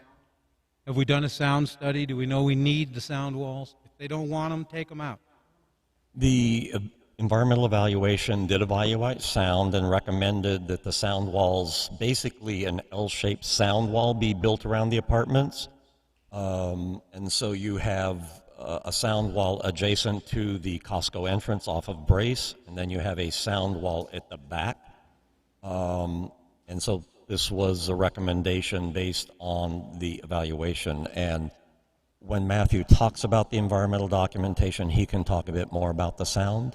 They talked about they were surrounded on 3 sides by sound walls, but there's 100 feet or so to the residential sound wall on the eastern edge of the property. So it's an L wall. It is not surrounded by sound walls. But the sound wall is justified by the sound generated. The sound wall is there because it is recommended to reduce the sound for that facility. I want to know if the project exceeds sound levels at the property line. Therefore, are they required to have a sound wall?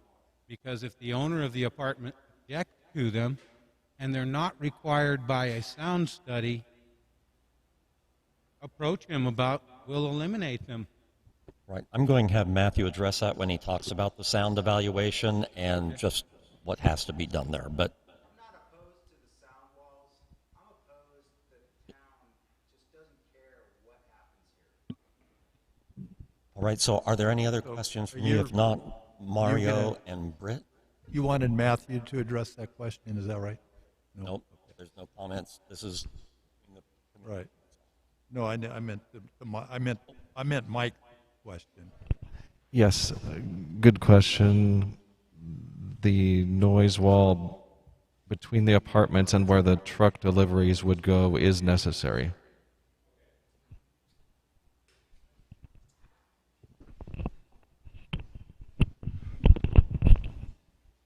Okay, does Gene have any questions? Anybody else? Okay, so we're going to go over to, is it Britt next? Okay. I'll try to answer a couple of the questions that came up. Number one, there's a weight limit sign as you enter onto Brace. That weight limit sign is actually in reference to the bridge down further on down the road. It doesn't have to do with the carrying capacity of the road. The other issue about Homewood and how their trucks currently enter and leave their site, we're not changing the geometry of the road that would affect them in that. I heard that there was a bit of a concern about the median curb that we plan to put in to try to limit people from crossing over where they shouldn't cross over, but we could talk about not requiring that median curb if Homewood feels that that limits their ability to come out of their site and make a left turn onto Sierra Boulevard. As for the apartments, we're happy to sit down and talk with the apartment owner about the circulation of their site. I think originally we are looking at their first entrance, the west entrance for their site, to restrict that to a right in, right out only, because currently they're coming out and crossing over a through lane, a left turn lane to get into the westbound lane of Brace. That's, if they would like to keep that option, we can definitely talk about that. And as for the Starlight lane, we weren't going to change at all their access to that. It's left in, left out, right in, right out. So with that, I think I'll turn it over to Mario so he can talk about some of the other issues about on Brace. So a couple of the other traffic issues that I wrote down that people had comments on. First one, there was a couple of comments about potential traffic impacts to other rural roads and just to the study area in general. And I wanted to point out that the study facilities that were analyzed as part of the traffic study for the project were developed in cooperation with City of Rockland, Placer County, and Caltrans, and were approved by all those agencies. and all traffic facilities in the region that were anticipated to experience significant project traffic were studied using industry standard methodologies, and all those results are documented in the AIR and were peer-reviewed by an independent consultant. The next comment was regarding concerns specifically on traffic traveling down Brace Road. I wanted to note that the traffic study did analysis of how many trips are anticipated to travel on Brace Road further to the east, further into some of those more residential areas. And it is anticipated per the traffic study that only up to 30 to 40 peak hour trips would travel east on Brace Road at a maximum. And this is because Brace Road does not provide direct access to any major arterials or freeways and would require a significant amount of out of direction travel for any Costco customers using this route. There was also a concern regarding Costco customers potentially making U-turns on Brace Road to get back to Sierra College Boulevard after exiting the right-in, right-out proposed driveway on Brace Road. Generally, this has been analyzed, and Costco customers are not anticipated to make U-turns on Brace Road because it would require a significant amount of out-of-direction travel, and any vehicle taking this route would still have to make their way through signals at Sierra College Boulevard and Brace, as well as Sierra College Boulevard and the project driveway, potentially, if heading to the interchange, which would delay their progress. And so this isn't seen as a shortcut or as a time savings route. I also wanted to point out that Costco is a member-based store, and that the members will be shopping there regularly for the most part, and generally will learn the most direct routes to and from the store over time, and there would be no need for them to U-turn. Finally, the Brace Road driveway is located relatively far from the main building entrance, which is on the south side of the building, and it is generally expected to be primarily used by delivery trucks as well as Costco employees. That is relatively close to the employee parking lot in the northwest corner. Another concern was a question on what improvements will be made to Brace Road. Costco will be dedicating right-of-way along their frontage along Brace Road, as well as constructing standard half-street improvements along their frontage. And that right-of-way will be adequate for Brace Road to be widened to standard lane widths and lane configurations shown in the Loomis general plan for that type of roadway, at least along the Costco frontage where the project has control of the land. Finally, there was also a question regarding potential queues at the gas fuel pumps in the Costco site and whether the storage would be adequate. If you take a look at the Costco site plan provided in the EIR, there would be 10 aisles serving vehicles at the fuel pumps, and the fuel center is capable of serving 30 vehicles at a time, as well as having storage for 40 additional vehicles waiting to use the fuel pumps. And anticipated maximum estimated queues at the fuel pumps were estimated by collecting queuing data as recently as the last couple of years from different Costcos around the state, measuring the maximum queues seen at those Costcos during peak hours and applying those numbers to our Costco project. And I wanted to note that specifically for the final EIR, additional data was collected specifically at Costco's that had 32 stations, which are very comparable to the 30 fuel pumps proposed for the Loomis Costco project. And so based on the maximum queues projected from those other sites, it is anticipated that the Loomis Costco project will provide more than enough fuel storage to accommodate fuel station queuing. And I think that is all the comments I had for traffic. Okay, any comments from the commission? I've got a quick comment. Just a lot of discussion about Brace Road and, you know, issues are raised. And one is that the right in, the right out is being tagged as problematic and that people are going to want to exit and get disoriented and have to make U-turns. And what I'm hearing is from some of this traffic is that that end of Costco is mostly going to be for truck entrance during the day, and employee parking is in that area, so it's less likely that members are going to park in that area, and that they're more likely to maybe enter there, but probably not exit there.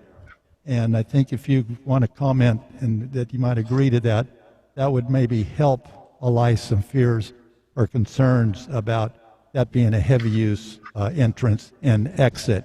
Probably might be a heavier use entrance than maybe not an exit. Also, the comment about large trucks being allowed to park on Brace and a Costco truck parking there, while it might be permitted, seems highly unlikely. So I'm not too concerned about that. Was kind of concerned, and not what you can do. Maybe somebody can reach out to the Homewood owners, and that they were not contacted. If that's true, I don't know. But if that is the case, I don't think it's too late to kind of reach out, talk to them, and see if maybe some understandings can be agreed to. Okay, that's all. Thanks. Bonnie, did you have something?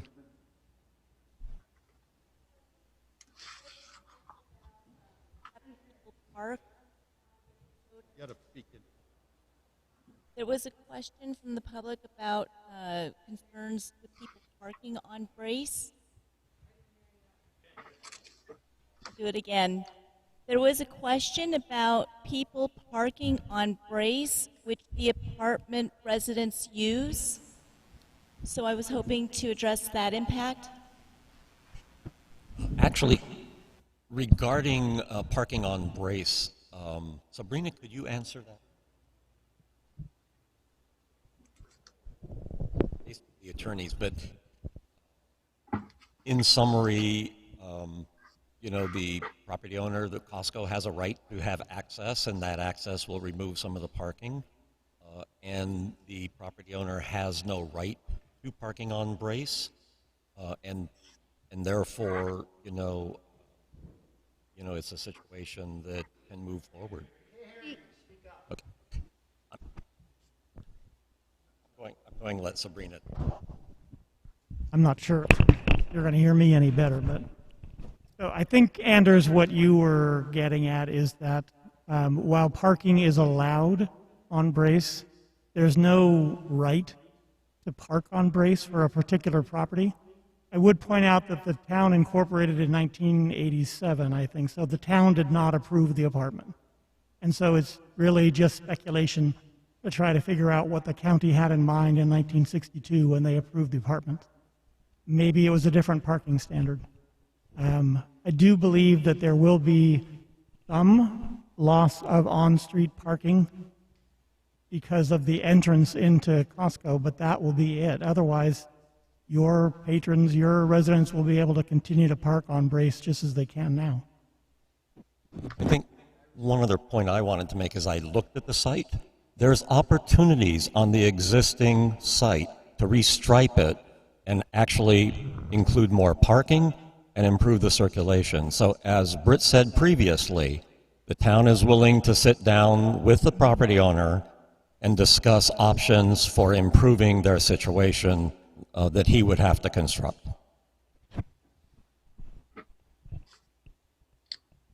Question is for Mario. He mentioned that they anticipate 30 to 40 cars using Brace from that entry point. Was that hourly or per day? That was during the worst case midday weekend peak hour. So that was an hourly number.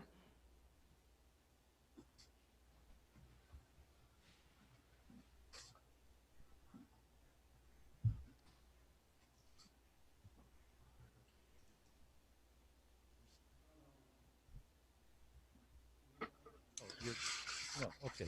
All right. Is there any more questions from the Planning Commission? If there any more response from staff to the public comment? Yes, thank you, Mr. Chairman, members of the Commission. I'm Matthew Gherkin from AECOM, and I was the project manager for the Environmental Impact Report.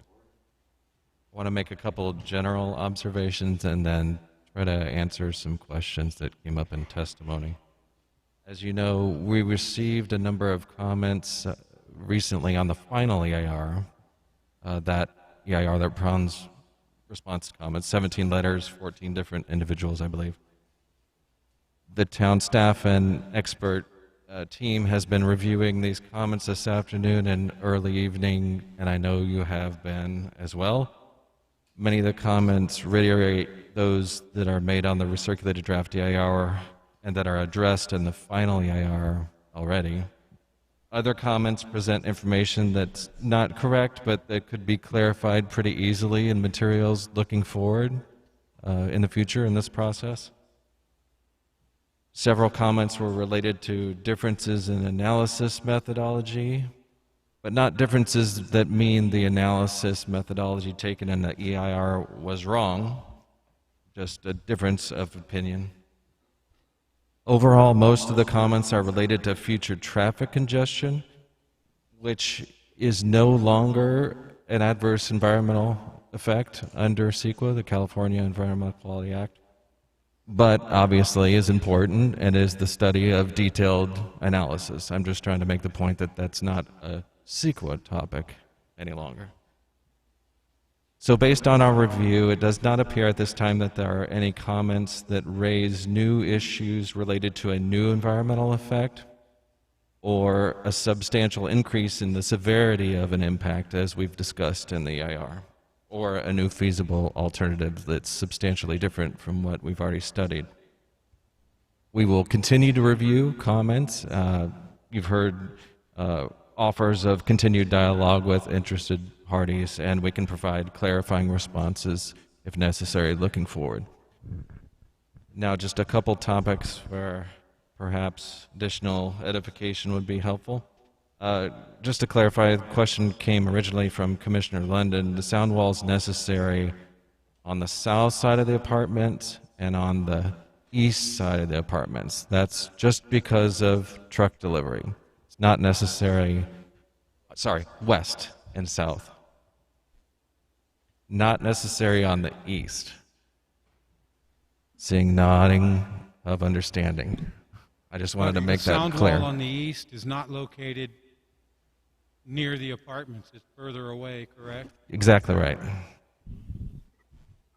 So there was a comment about restricting airflow within the apartment complex with the construction of the sound wall on the south and the west sides. With regard to that comment, the draft EIR and the final EIR includes a detailed analysis of hazardous air pollutant emissions effects, finding no significant effects. The final EIR updates a quantified analysis of toxic air contaminant effects, showing the benefits of moving the truck traffic away from Brace Road entrance during the nighttime.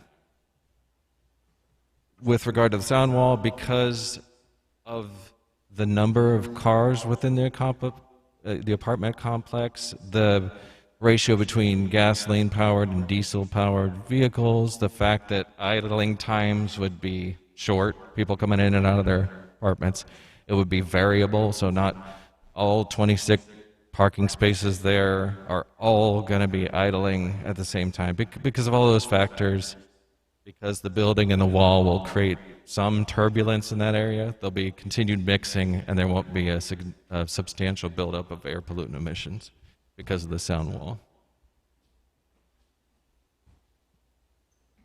With regard to queuing, Mario dealt with that in a lot of detail. I just also wanted to mention that there is a condition of approval called a performance-based queue management plan that allows ongoing monitoring. And if there is a problem with queuing that comes up time to time, you can create more queuing space on site by redirecting vehicles. This is something that I understand has been used successfully elsewhere at other Costcos. with respect to the question about will the oak woodlands mitigation and wetlands mitigation occur in Loomis, the mitigation measure requires that the oak woodlands mitigation occur in the Dry Creek watershed.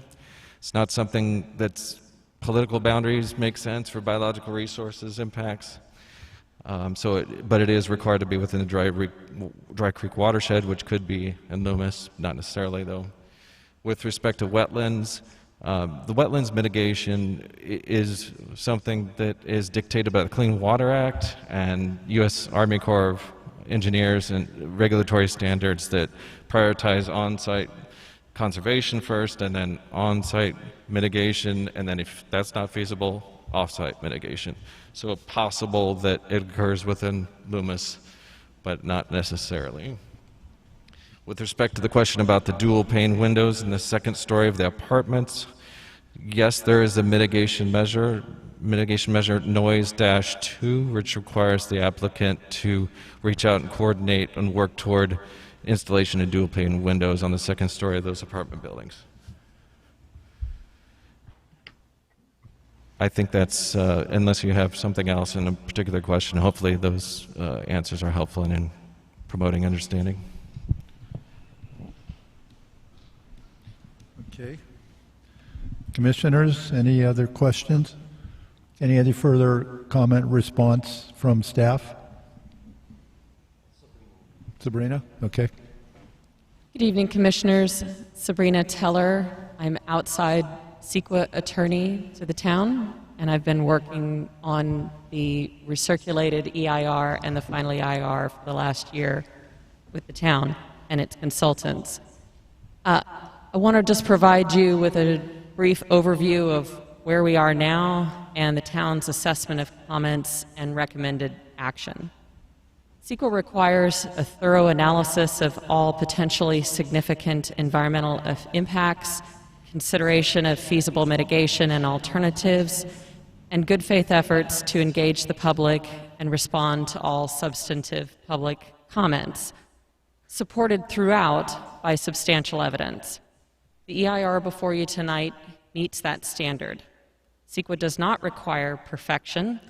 It doesn't require that you delay certification until every commenter is satisfied, nor that all experts must reach agreement on technical issues such as traffic methodology before you can act to certify or to recommend certification of the EIR.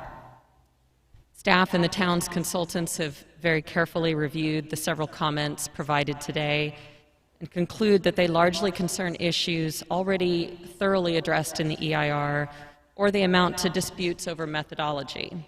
On such questions, the town may adopt the conclusions of its own consultants and staff, as long as they are supported by substantial evidence. The town's record here, as of this date, contains ample evidence to support its own consultants and staff's conclusions, as presented in the EIR. I want to address just briefly the question raised by the neighboring apartment owners regarding the timing of the lot line adjustment approval.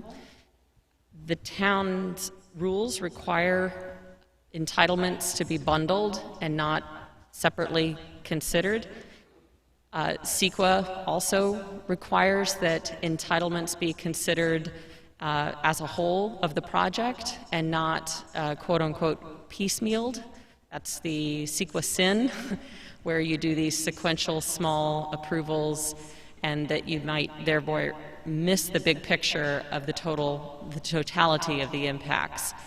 And so for those reasons, the town's own rules, as well as CEQA's prohibition on piecemealing, the town was advised by its legal counsel that it could not act on the requested lot line adjustment before it certifies the EIR and approves all of the entitlements together.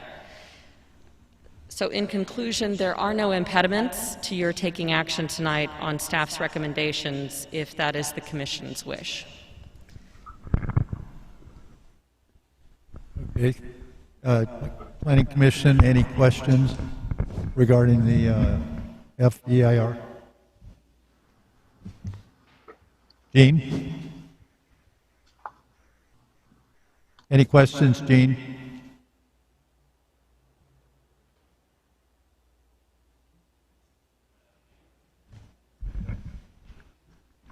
No, I think these have been covered pretty well. Thank you. Okay, any further comments from staff in regards to the public comment? Yes, if I could add one comment. There seems to be some confusion about whether the town was going to read each emailed comment. That was never the intent. The comments, all comments that had been received earlier in the day were provided to each planning commissioner. They are a part of the administrative record. Anyone who'd like a copy of it can obtain one by requesting it from the town. What we committed to do was to read comments that came in over YouTube Live during the meeting or that were emailed during the meeting, because Planning Commission obviously wouldn't have had an opportunity to review those. So I'm comfortable, unless any additional email comments have been received, that the town has made all comments received available to the Planning Commission, either in writing or by reading it. Yeah, I think the Planning Commission understood the point about the reading of the emails, the ones earlier today versus the ones that were received during public comment period during the meeting. Thanks, Jeff. Okay. Any more comments from staff? Commissioners, any further questions? Okay, if that's the case, we'll kind of wrap up the response to the public comment, and we'll bring it back to the commission for deliberation, discussion, and vote.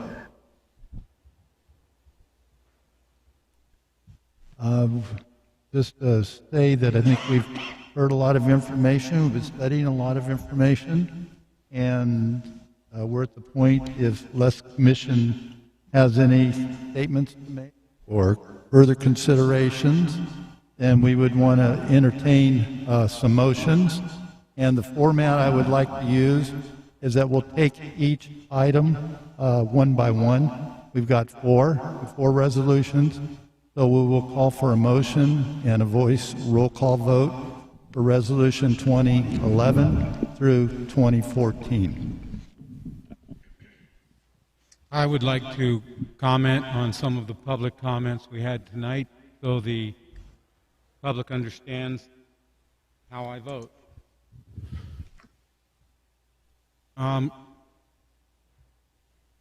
Regarding traffic and the use of residential roads, those are public streets. It's fundamental to the United States that you can't dictate who drives on your public road right in front of your house. I can drive on it, you can drive on it. We all own the roads. I understand as a property owner, I don't like it when my neighbor parks in front of my house, but he has the right to do so. I think regarding the apartments, the deeding of land to them that was not previously theirs, installing the second floor 2-pane windows, I think that's a major mitigation on both points.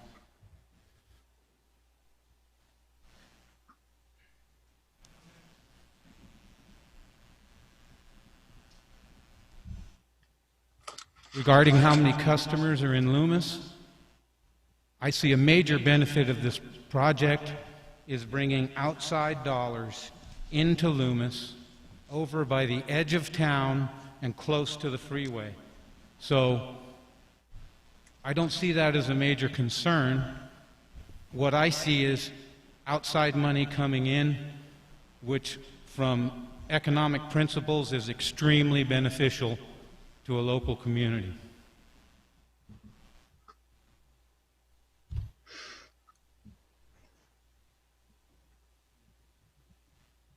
There are provisions for additional access to the property off of Granite Drive.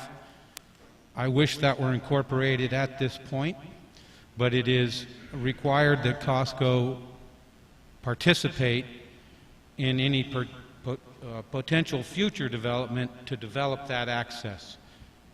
And I certainly hope it goes in.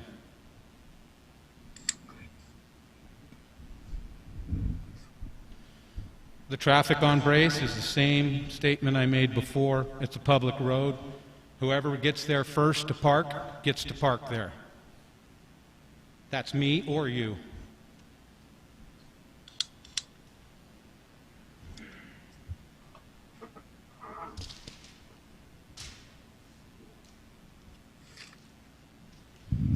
There have been comments from staff that the impact to access to Homewood could be mitigated with shortening of some medians, and I certainly hope that those are discussed and vetted. There are two different traffic studies on this project, one from the city of Rockland, one prepared for this EIR. The results of the traffic studies are almost the same, a little bit different. The methodology that was used in the EIR is accepted by Caltrans. Caltrans knows more about traffic than most anyone else I'm aware of, and they say it's a good method. Plus the fact that the results of the studies are not radically different.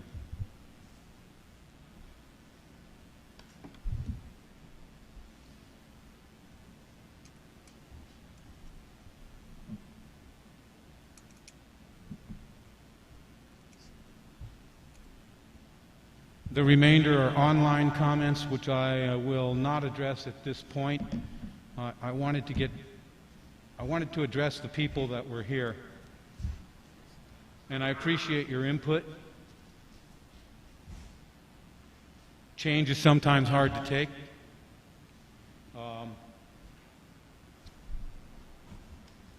Thank you for your time. Thank you, Mike. Want to go, Linda? You said something?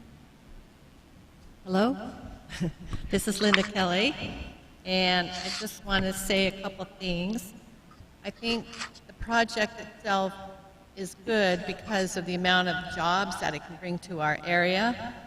I think it's projected to be about 175 full-time jobs, not counting part-time jobs.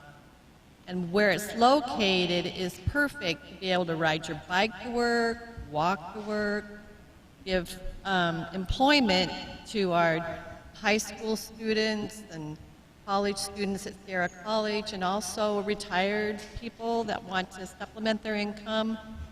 So I see a real benefit there. Also, of course, the taxes that we will gain from this project would be so deeply needed for our town to survive. You can't hear me? I didn't hear what you said.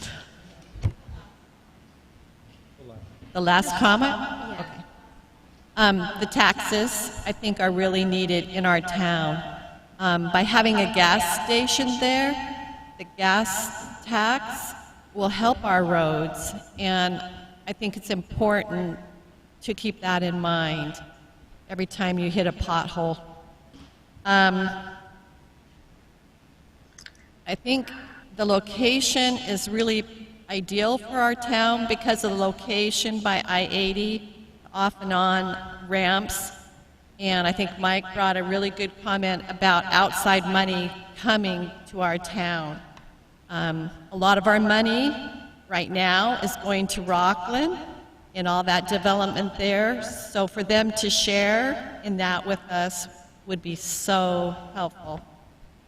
I am very glad that Sabrina pointed out that we comply with CEQA standards, and for that reason, I'm very supportive of this project. Thank you, Linda. Before, I don't know if we're done with commission comments, but I did want to remind the commissioners, whenever you make a motion tonight on these items, if you'd please state your name first. Thank you. Any other comments from commissioners? I did have a short comment I neglected to make. I had town staff do a little bit of research for me. I also did some research because in my 25 years in Loomis, the population has hardly increased. but our traffic has gone through the roof. So I got some traffic counts for Sierra College north of Taylor Road, and since 2006, the traffic on Sierra College north of Taylor has gone up 15%. The population of Loomis has gone up 2.7%.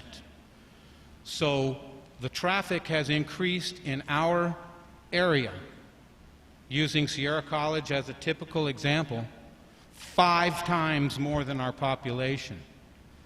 If anyone has paid attention to the development approved around us, the traffic's coming.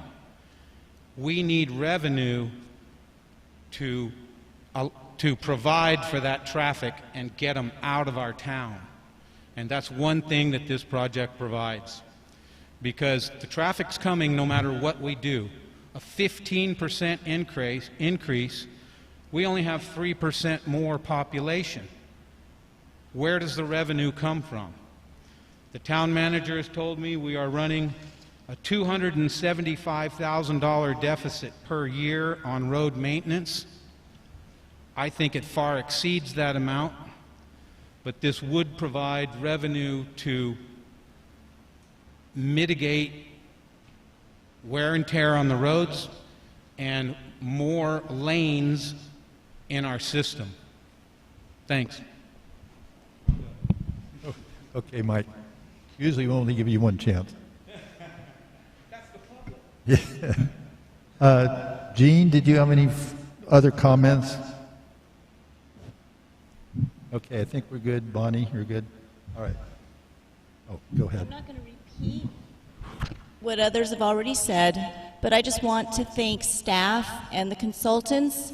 If you have, any free time and go through the final EIR and you see the amount of work that was put in over the past 3 years, the due diligence that was done, especially with reaching out to our partners, the City of Rockland, all of the other agencies. I appreciate the amount of work and the due diligence. Thank you. Okay, I would like to thank staff and all of our consultants for all their hard work. It's a good job. And the commissioners for hanging in there. I know it's a lot of hours involved. And I also want to say that I do concur and agree with your comments. They were nicely said. Thank you.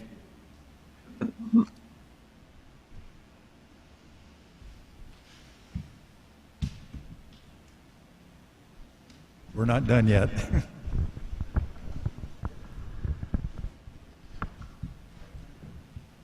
Now. Okay, am I unmuted? Can you hear me now? Yeah, we can hear Gene. Okay.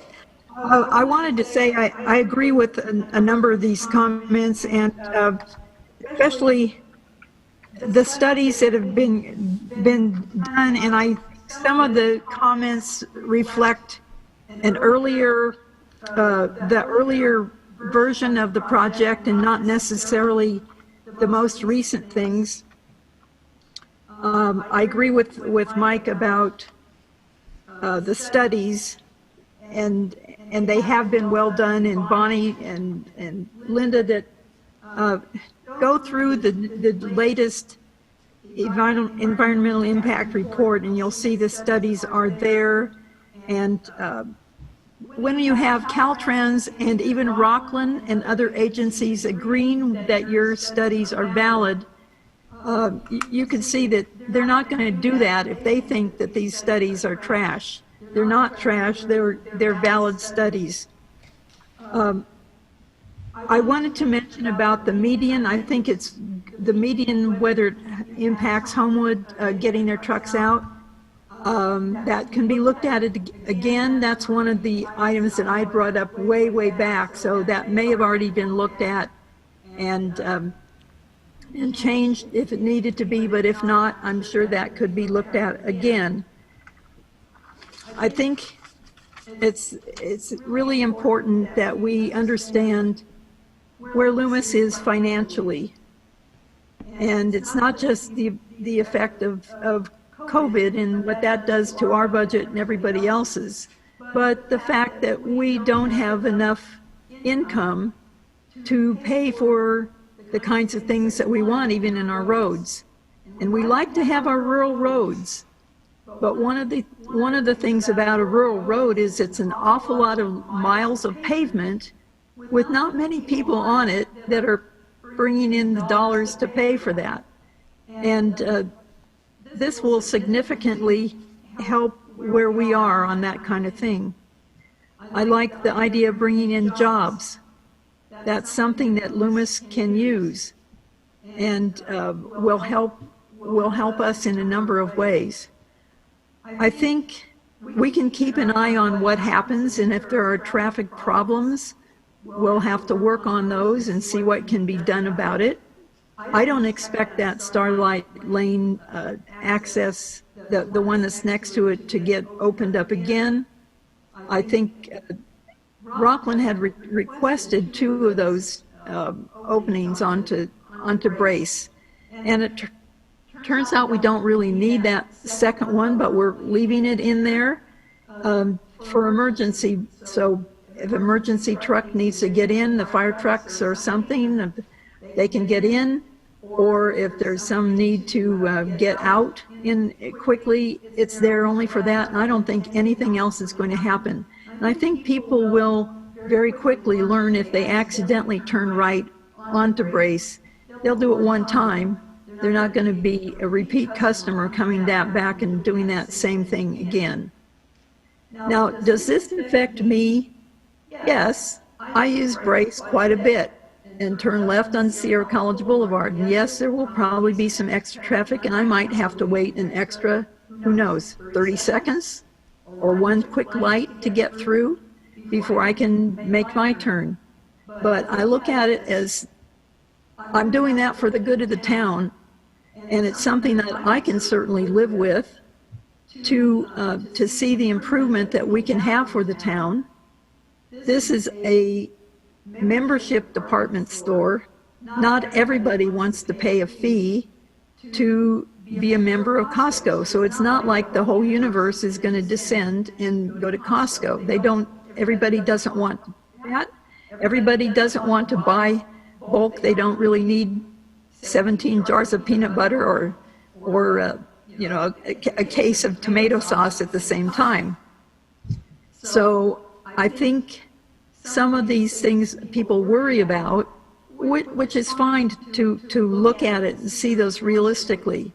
But I think overall, the EIR has shown that they've really worked hard on these things. Again, things like the not having trucks deliver next to the apartments in the nighttime, turning off the lights at night in the parking lot when things are closed, so it's not even as much light pollution as a lot of places that leave them on 24/7. I think overall, this has been a good job done on this.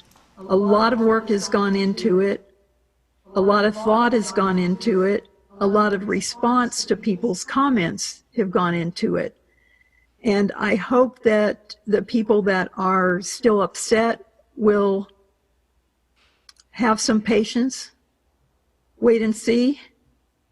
I don't think it's going to ruin our town. I think it's going to be a benefit. So bear with us. Thank you.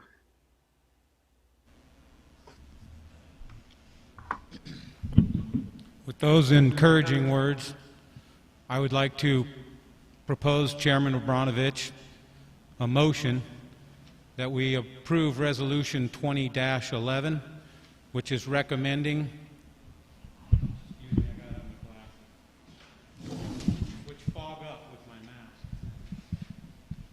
Resolution 20-11, recommending that the Environmental Impact Report and the Mitigation and Monitoring Reporting Program be approved. Resolution 20-12, recommending that the Council approve the Zoning Code Amendment. Resolution 20-13, recommending that the Town Council approve the lot line adjustment. And Resolution 20-14, recommending that the town council approve the warehouse retail conditional use permit and design review based on option 1D as described in the project EIR. Okay, the motion was made by Mike Hogan. We have a second. We have a roll call vote, please. Commissioner London? Yes. Commissioner Hogan? Yes. Commissioner Kelly? Yes. Commissioner Wilson? Yes. Chairman Obranovich? Yes. All right. Thank you, everybody. All those motions have been passed, which will forward this as recommendations to the town council. I think unless there's any other comment, okay, the meeting's adjourned.